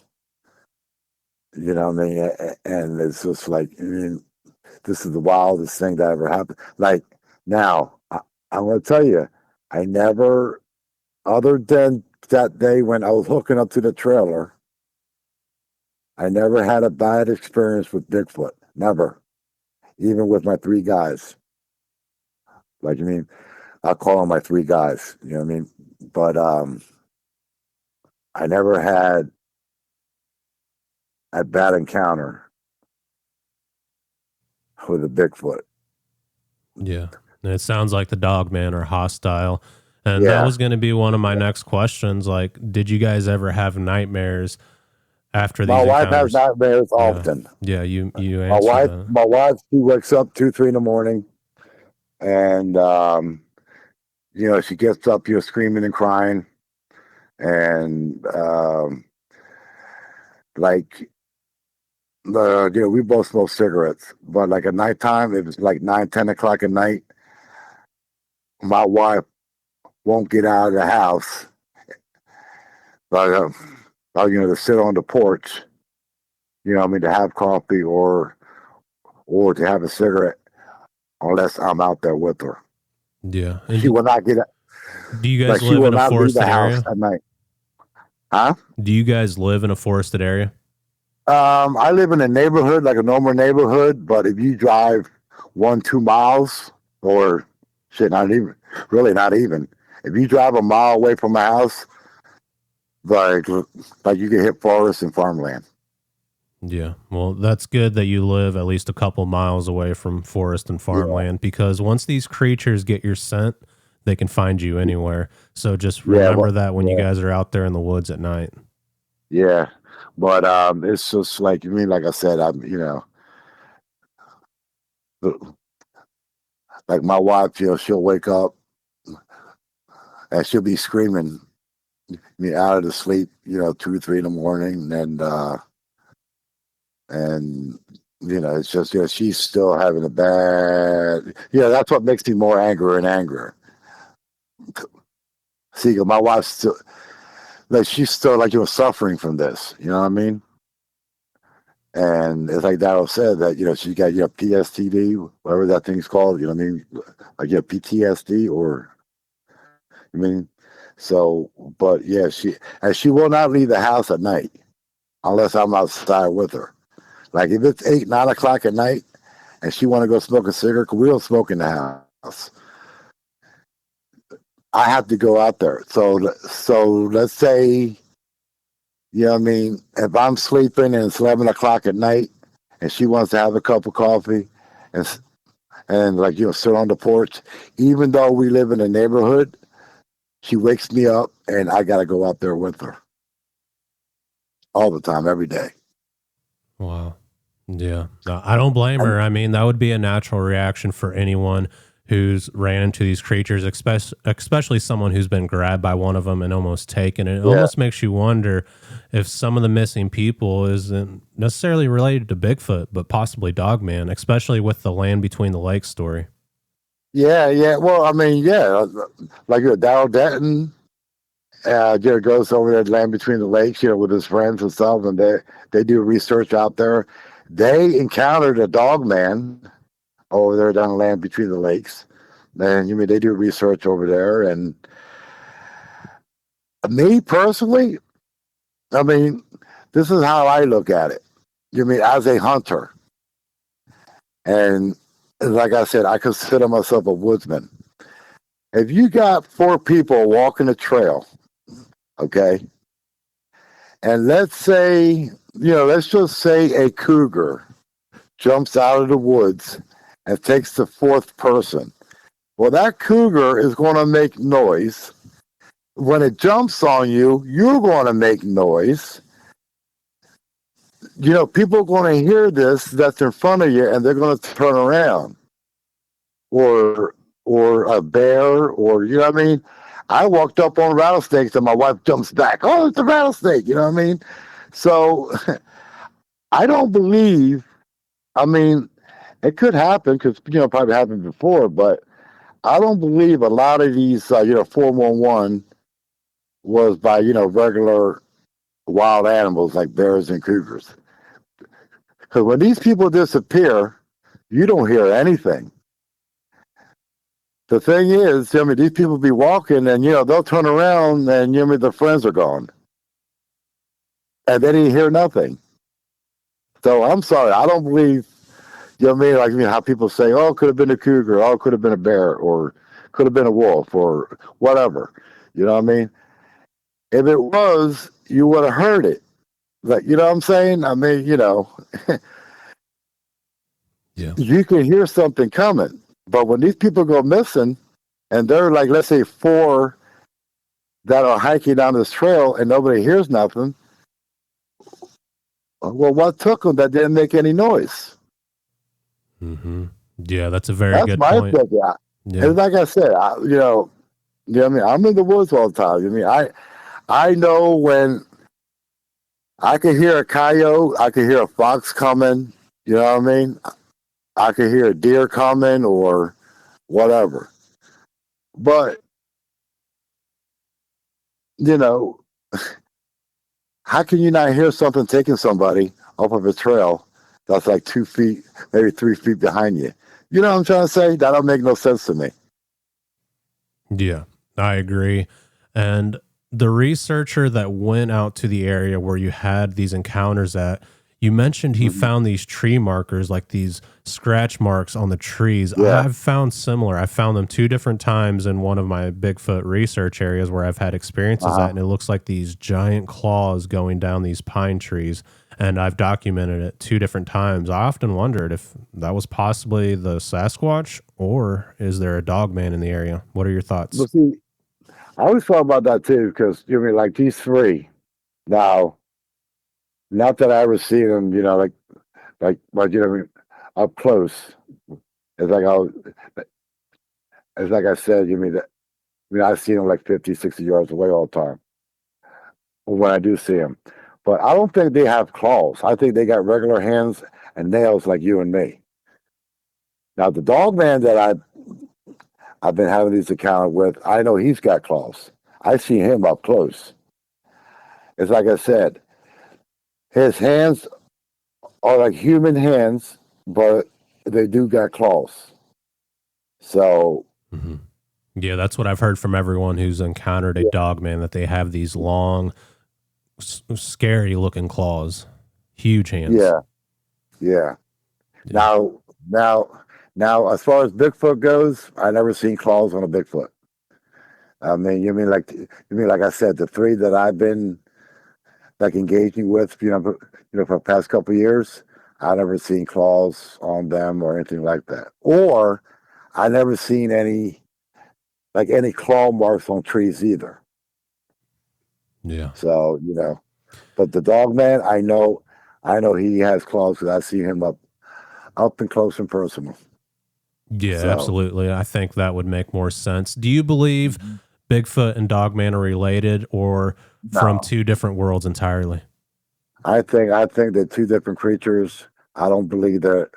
From what I've seen, from my encounters and from what I've seen, I don't think they're not like related in any way. I don't believe they are. Yeah. And that's my opinion. It's a valid opinion. But yeah. Do you think why do you think the Pine Barrens seems to attract so much activity? Could the cemetery be a portal or possibly a hot spot? I don't know. Everybody talks about, with these dogman encounters, it's always usually around a cemetery. Cemetery or a highway. Barrens, yeah. As far as the Pine Barrens, I don't know if you ever been in there, like in your travels, but the Pine Barrens, my opinion, my feelings, and I've been there. I've been going in there since I was like 15, 16 years old, and I'm 54 right now. I've been all over the Pine Barrens.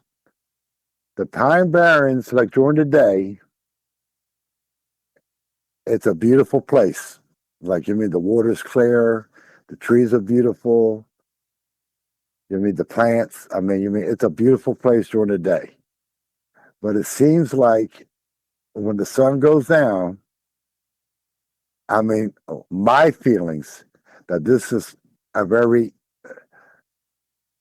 it's a very evil place. Like the Pine Barrens, I had heard of stories from people telling me this, like, back in the day, when the mob used to unalive people, they used to bury him back there. And then you got the story of the Jersey Devil, which I'm not going to ever say that I don't believe in the Jersey Devil, because I used to say the same thing about a dog man.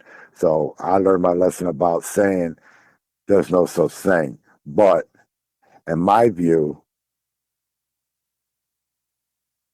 to deal with the Jersey Devil, I think that these people saw a Bigfoot, or they could have seen a dog man back in the day.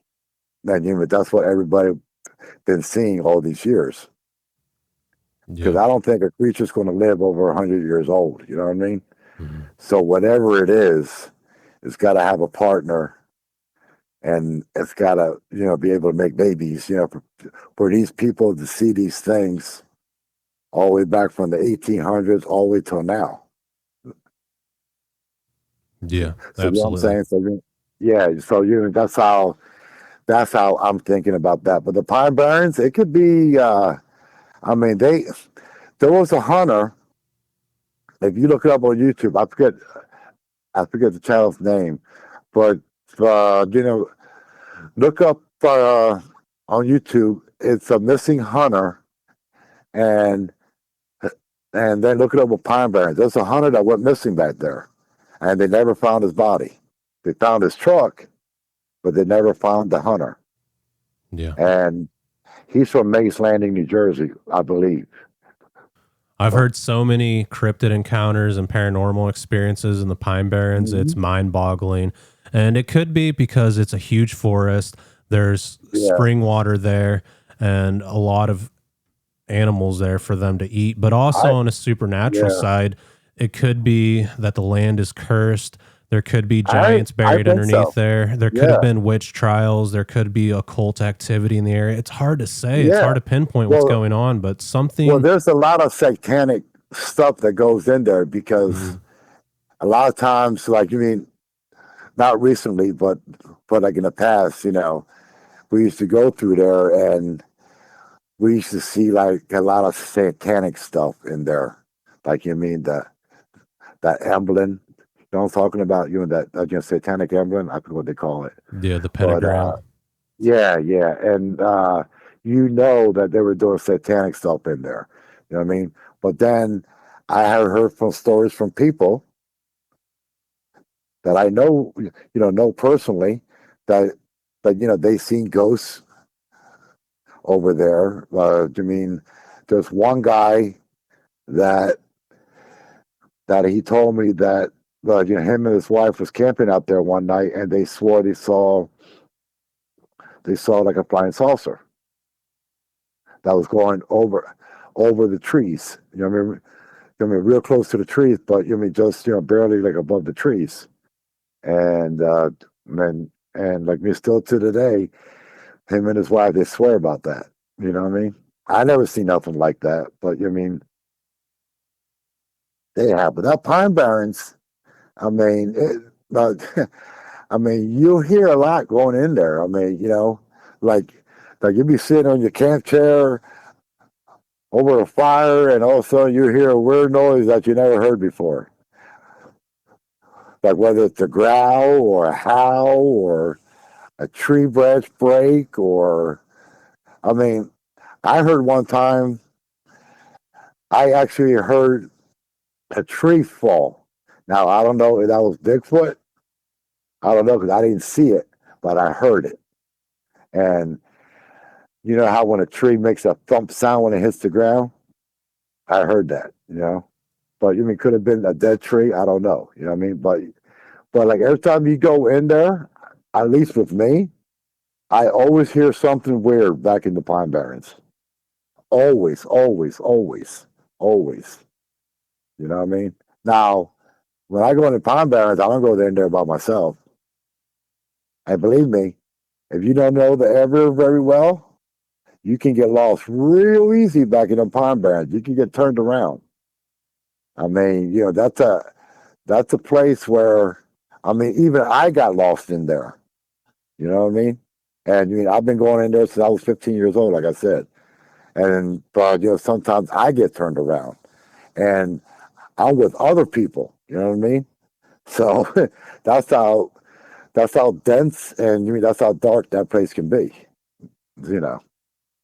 Yeah, absolutely. That's just a spooky area, and you got to be careful going back. Yeah, just be careful going back there. I know you want to hunt this thing down, you want revenge on the thing, and you hold a lot of resentment against it, but also remember that they can sneak up on you and you won't even know it. So next time, maybe they'll be more careful, but also you got to be more prepared because it sounds like you're on their hit list, and that's just a scary thing. That's how I feel. I think this thing knows my truck, knows me, and it wants to bully me. You know what I mean? And what he did was when he grabbed my wife, and when that happened in a split second, it just made it personal between me and it. You know what I'm saying? And, it is what it is. You know what I mean?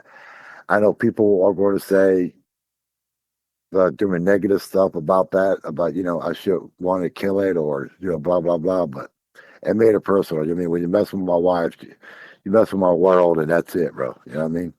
I'm not, Yeah. And did the creature make a vocalization when you shot it, or was it just Oh yeah, silent? they yelled. The first two shots, it didn't make a move. It didn't flinch, and it didn't make a sound. The third shot, it made a sound, but the fourth shot, that's when it screamed like a freight train.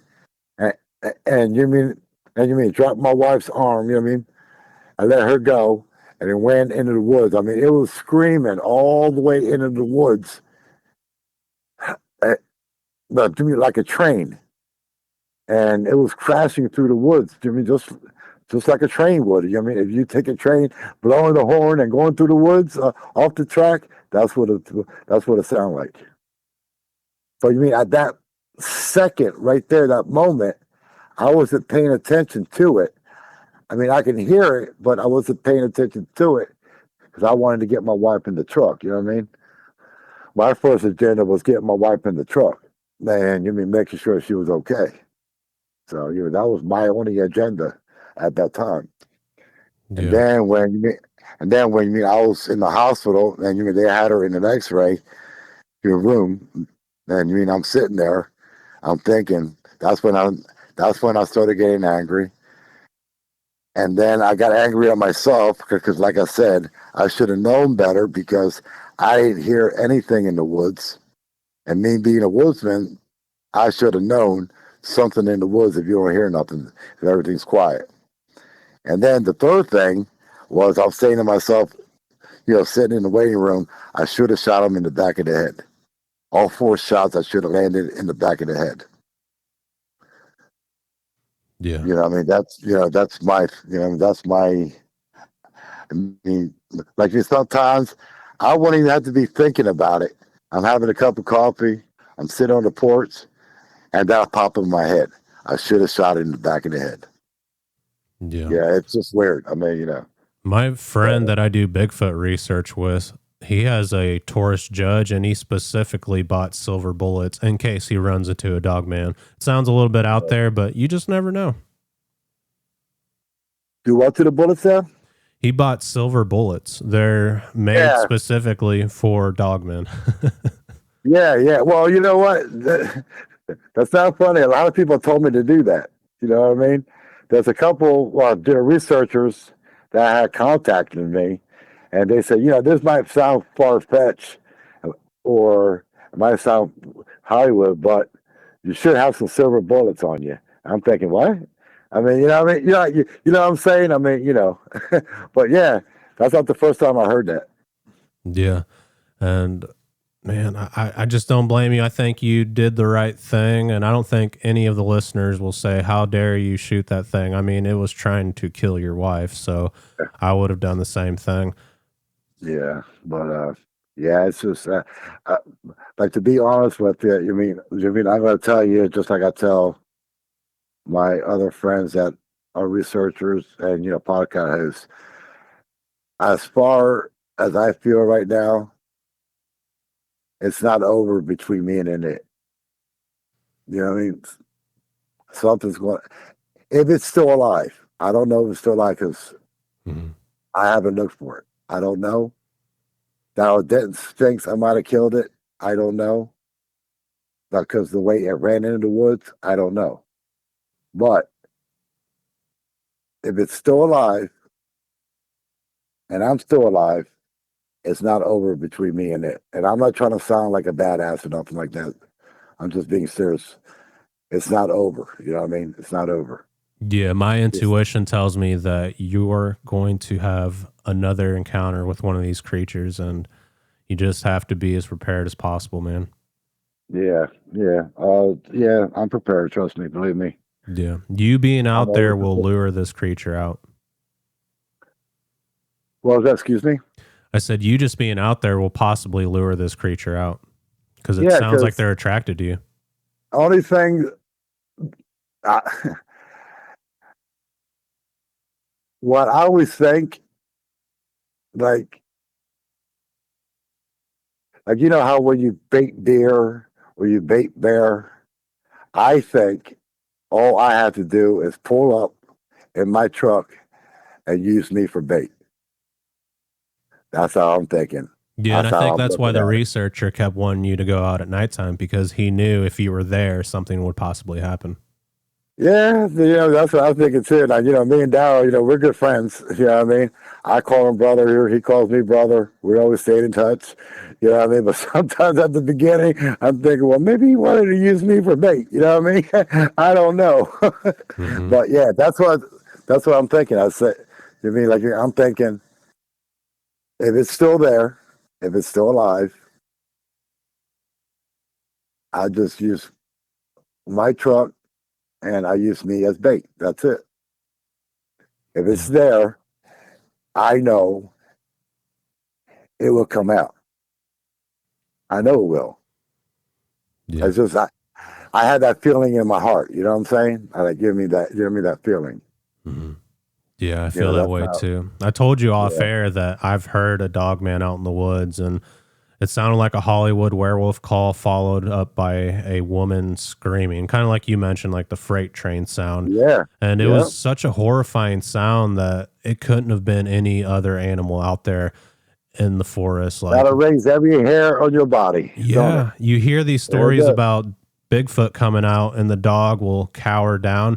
That's what a dog man vocalization will do. It will just stop you Mhm. in your tracks. You'll cover Yep. both It ears with will. your hands and just cower down. I mean, that's what I did. I heard it from inside my house. I had the window open and it's right there in the wood line. And I mean, this thing Yeah. howled so loud that it sounded like somebody blasted a werewolf call through a PA system. Mhm. It was that loud. And then That's what it sounds like. it Yeah. screamed after it howled like a Yeah. People who have never seen or heard a dog man will never they will never realize how loud and how this thing, like, you mean when they scream, it goes right through your body. It's just something that goes, like, you know what I mean? And every hair on your body will stand up. You know what Mhm. I'm saying? I mean, Oh yeah. it's it, it's it's crazy. I mean, Yeah. and I don't wish nobody ever see a dog man. You know what No. I mean? Yeah. I don't wish that. I think a dog man is very evil. I think, like, I know that's going to sound weird, and you probably never heard this, but I believe, like, sometimes I sit back and think about it. I think a dog man is so evil that sometimes I say to myself, it could be a pet of Satan's pet. Hmm. You and me will have a lab for a dog. I think these are his pets. That's what I'm thinking. This is how evil thing is. Yeah, I And agree. I feel the same way. And Satan is a counterfeit. So you have God, then you have Satan, you have yep. Jesus, you have the Antichrist, you have the Holy Spirit, you have evil spirits. And I feel like since God created the animals in the animal kingdom, he would have his own types of animals and his own creation, like a counterfeit version. Yeah. Yeah, that's how I think of the dog man. I think it's that evil. I Yeah. mean, like I said, I seen it up close and I seen the eyes. Like with the Bigfoots, I never seen evil in their eyes like that. But this thing here, when it looks at you, you know it's looking at you. It's the most evil thing Hmm. that you possibly can look at. You can tell they're super intelligent too when they look at you. I've Oh heard yeah. that from a lot of people. Yes. Oh, they are. It's like I know this particular creature. Now, I didn't see the other one that howled, but this particular creature, I know it knows my truck and it knows me. Yeah. And I So, interviewed Matt from Youngstown, Ohio. I don't know if you ever heard that dogman encounter, but he said the same thing, that it had these yellow, amber looking eyes, and you described it right. the exact same way. Yeah. Yep. But yeah, my mom just pulled up and drive it, so you're not walking away, so you don't hear the car sound. But yeah, I mean these things are. I mean, I know they come from the bottom pit of hell. You know what I mean? I mean, that's how, I feel about it. That's how I think. And when you look at it, you're close up, that's what it is. Yeah, absolutely. And Swamp Dog, what would you say to the listeners out there that are very skeptical and they're saying maybe there's Bigfoot, but there ain't no such thing as Dogman? This guy's lying. What would you have to say to them? Well, I pray and hope that they never ever see one. Yeah. Or maybe that's all I can say. Yeah, maybe that's what it's going to take for them to believe. Yeah, I mean, and if they do see one, I hope and pray that they make it out okay. Because these things are evil. Yeah. Was the cemetery a newer cemetery, or was it an old one that isn't used anymore? It's an old cemetery. I see stones in there from the early 1800s. Okay. No, I was just wondering. I walked around the cemetery with Dow, and we've seen stones as far as like the early 1800s and stuff. You know what I mean? So yeah, makes you wonder though. I mean, my only physical explanation would have been maybe they just buried a body there, and these things can smell way lower than 6 feet or however far they bury bodies to keep critters from getting in there. When we looked out there, we didn't see we didn't see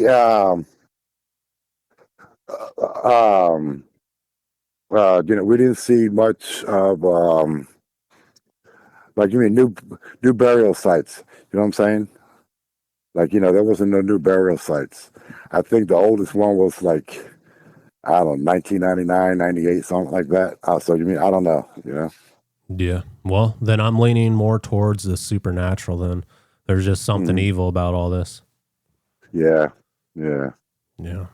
Well, I feel like you did an excellent job at describing these experiences, and I felt like I was right there with you, and I could envision everything that you encountered. And yeah, I mean, I feel the same way. Like the Sasquatch, you can deal with them. You interacted with them. You were leaving them food and items, and the Dogman, that just, it feels evil. Something different. You can't do nothing with a Dogman. Just run or shoot. That's the only thing you can do with that. Yeah. You know what I mean? One last question. Why do you think the Sasquatch were leaving items on your car? I think because we were gifting them, and I believe that they got to know me and my wife because we were always in and out of there, and we were always gifting them. And I say it till today. I think I built a relationship with them. But you mean like a friendly relationship? You know what I mean? Yeah, I think so too. Yeah, but that's how I feel about that. I also feel like they were letting you know that they watched you go into the area and they knew that you were in there. Yeah. Well, yeah, like I said, I feel comfortable walking to my stands or to my blind. I always feel safe. You know what I mean? It's I feel like I'm at peace. You know what I mean? Yeah. Absolutely. You know what I'm saying? I mean, but not with a Dogman. That's a totally different situation right there. And like I said, I do believe they come from the pit of hell. You know what I mean? That's my opinion. You know what I mean? Like for what I've seen and for what I've been dealing with, they're the most evil thing on the face of the earth. Yeah. Now I feel like I've seen one before, and I gave you the description, and it was similar to yours. It looked like a hyena. This thing was on all fours, but it had a mane around its neck, and it was just bulky, like huge, like it was on steroids. Oh yeah, this thing was like twice the size of Arnold Schwarzenegger when he was in the best of his days. This thing was big. Yeah. This thing was huge. I always described it like a lion. You see lions on TV and you're like, wow, they're big. But until you see one in the zoo, you're like, wow, I did not know a lion was that big. Yeah. We got a little zoo here in Bristol, New Jersey, and they got the Bengal tigers. You know what I mean? The tigers. And I always like going to them, and the size of them, man. I just couldn't imagine being in the middle of Africa and confront one of these things. You know what I mean? Yeah, absolutely. Yeah, Do you yeah. think that Dogman creature produced some sort of infrasound when you froze and you weren't able to move? What are your thoughts about I that? think it did. I think it did because I couldn't move a part of my body if I wanted to. I tried to move my arms and I couldn't move my arms and my legs because I wanted to get away and I couldn't. The only time I, the only time I was able to move was when it disappeared in the tree line after that howl happened. You know what I mean? When the second one howled, that's when it ran away, and then I was able to move. You know what I mean? Yeah. And what did the howl sound like? Was it like the werewolf howl? Like, Yeah, it was it was like you hear on TV. You know what I mean? When a werewolf makes it howl, but just times that by 10. yeah. You know what I mean? I think we heard the same thing. Yeah. So that's that's the only way how I can explain it. You know what I mean? So Yeah. I've encountered Bigfoot multiple times and I do Bigfoot research out in the woods. I'll camp out there. But what scares me the most is thinking about that werewolf howl, that dog man that I heard when I was a kid. For some reason, that scares me more than the sightings. I don't know why. yeah, yeah. It's like you hear it, but you don't know where it's at. You know what I'm saying? That's that's a. I think that's the most scariest part is when you hear it, but you don't see it. You know what I mean? At least if you hear it and you see it, okay, then you know what to do. But when you hear it and you don't see it, that's so totally different because you don't know where to walk. Go left, go right, go forward, go back. You know what I mean? You know, that's how I look at that. Literally Yeah, Satan's secret agents. I mean, I don't know what they are. Like you said, they're straight from the depths of hell. yeah, yeah. That's my belief. I believe that a pets of Satan. I really do. You know what I mean? Like people might laugh at that, but I really do believe that they're the pets of Satan. Because this is the most evil thing I ever encountered in my life. Yeah, You know it's what I mean? definitely And not good. It's definitely not holy. no, there's nothing holy about this thing. No. No, mm-mm. Yeah. There's Well, nothing holy about this thing. I hope you never see this thing again. I know you want revenge, but I just hope you never run Yeah, into it ever yeah. again. But I, I don't know. See what happens. Yeah, if you do, contact me and I want to hear I will. what unfolds and it'll give me more of an idea of what's kind of happened in my life and what's happening to other people Yeah, that are targeted by these cryptid creatures. And I feel like people are looking for answers. So it would definitely be beneficial if something else happens and you contact me. Even if you find out something that blows your mind that you feel like you yeah. can't talk about, you can still call me and talk about it, even if it doesn't go I on the will. show. Okay. Okay, yeah. Diego, I will. Just be careful. You know what I mean? Like I said, these things, like if you're not prepared, like you know what I'm talking about. Just be careful. You know what I mean? Oh yeah. I'm buying a tactical 4570 after we get done talking today. Yeah, yeah, yeah. Well, I mean, I got one of them too. So, but yeah, but yeah, yeah. Just be careful. I mean, if you see, like, I feel like if you have encountered one, I think they remember you. I don't know that you mean by looking or by smelling. I think they do remember you. You know what I'm saying? Yeah, just something that I think. Yeah, absolutely. I mean, Yeah, once they catch your scent, that's yeah, ingrained in their memory, and if they're yeah, hunting you, they will find you. yeah. I mean, I even heard stories of this thing, like following people, like following to their houses, to their homes. You know what I mean? Yeah, So and they also get in your dreams, and it sounds like that's yeah. possibly what's happening to your wife. Oh yeah, it's like I said, my wife, my wife, she's she's not doing too good. This is why I'm so angry because my wife is not doing too good with this. I mean, she'll wake up maybe 4 times out of 7 a week by, screaming. You know what I mean? Like in her dreams. She'll have nightmares of this thing. And like I'm telling you, after the sun goes down, like she don't leave the house unless I go outside with her. You know what I mean? So it's, that's what's been going on with us. So Yeah. Well, I hope she and I gets really don't know better. what to do about that. But Yeah. yeah. I don't. I feel like you'll never find peace with a situation like that. Like you're No. always going to wake up with nightmares, screaming that this thing's got me, and I just don't feel like you can find peace in a situation like that. No, I don't think you could. I don't think you can. Because I'm thinking, let's just say, even if I kill this thing, she's still going to have nightmares. Like, you know what I mean?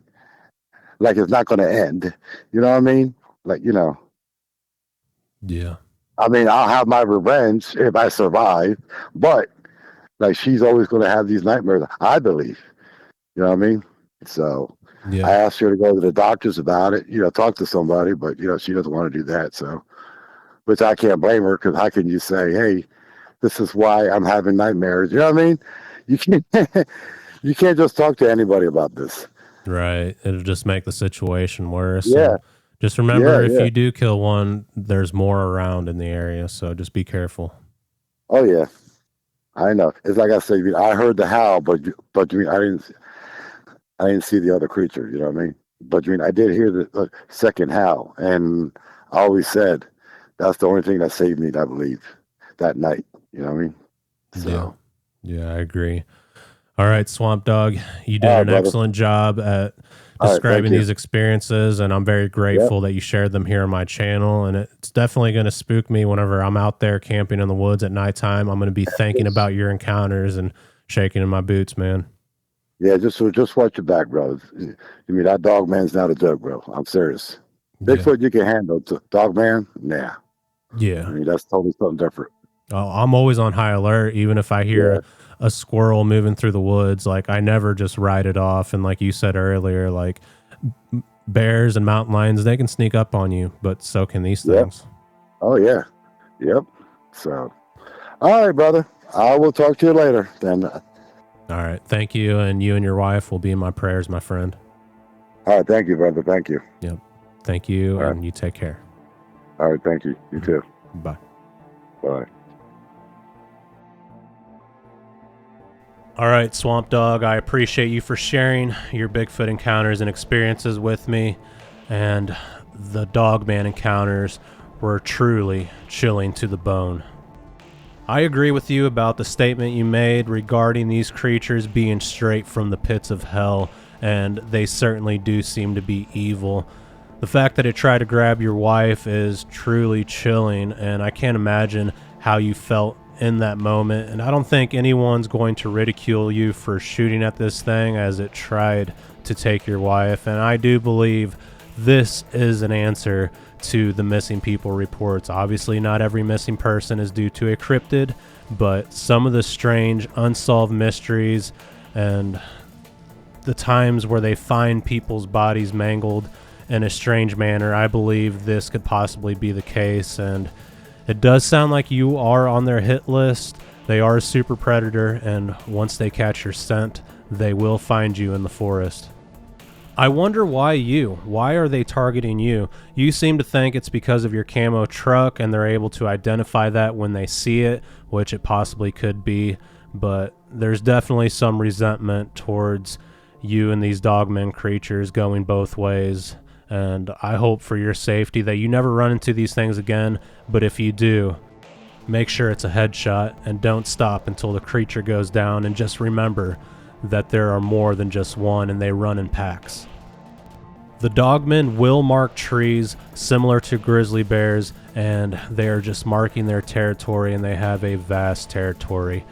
But I hope for anyone's sake that they never run into one of these things, because just hearing them is truly terrifying. Thank you everyone for listening, and I appreciate all the viewers. And if you have a Dogman or Bigfoot encounter that you would like to share with me here on Sasquatch Theory, please get in touch with me at sasquatchtheory@outlook.com. Until the next cryptid encounter, you guys be safe out in the forest.